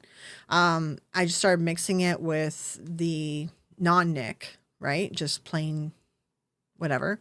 And then, yeah, like, I mean, that's sort of what I did. I just started mixing more and more, like started diluting the nicotine more and more and more until I was down to 1 milligram, and I was doing like, it was like 1 or 2 milligrams. Cause I mean, it wasn't perfect science when I was doing it. And I did that for like, I don't know. I think I did the 1 or 2 milligrams for like a year or two. Like it was a couple years because I was like, no, I'm not ready to come off the nicotine. But then when I finally ran out of my nicotine one day, I noticed there was literally no difference because I was barely taking a nicotine. I wasn't actually really addicted to the nicotine anymore. And so then I'm like, oh, okay, I just won't buy the nicotine anymore. So it's just like, yeah, it was just like more, I just diluted it more and more. Yeah, tequila creeps up on you. Yeah. It worked. I still drink tequila shots once in a while, but never smoke cigarettes again. I wouldn't recommend it. Yeah. CMOS. Oh, CMOS batteries. Okay. Yeah. But yeah, anyways, I don't know. How did we get on the side tangent? I don't even know how we got on the side tangent. I'm not even sure how we got here. I don't even know what we were talking about. I don't know oh crap, it's 8:00. Okay. Okay, I gotta let you guys go because I need to make something to eat. We're gonna do the fireside chat recording in an hour. So it'll be on the members, it'll be a members only live, so you guys can join those members who are still around, still awake. So yeah, you'll see that. I think you should get an alert because I've only done one alert today, so you should be fine. When I woke up in the AM, toaster was in my bed and the apartment was rearranged. Oh my God, really? Yeah, tequila, man. You never know. It's a fun ride, but I enjoy it. Like tequila, because all alcohol like just makes me really sleepy. So if someone wants me to party with them, because it's been like, I'm older now and I don't really party. If you want me to party, you got to buy me tequila. Because otherwise I will fall asleep. But if you give me tequila, it's a journey. All right. I'll talk to you guys. Say I'm shedding weight. Yeah. All right. Well, see any of you members who are still around in like an hour. We'll be live again, and I will see you guys then. Otherwise, yeah, I have like a bunch of videos I'm recording and dealing with and all that. Thank you for joining, Julie. Thank you for welcome to the Phantoms. Skedders. Sponsor? Is it sponsor or member? I don't know what the fuck they call it. Why is Stream Element saying sponsor? Isn't it member? I wonder if I can change that. All right. You guys have a good night. I'll talk to you all later. Oh, Sunday might be nice out. Cross our fingers. And maybe we can go down to the beach. We'll see. For a live stream. All right. But I will talk to you guys later. Bye. Have a good night.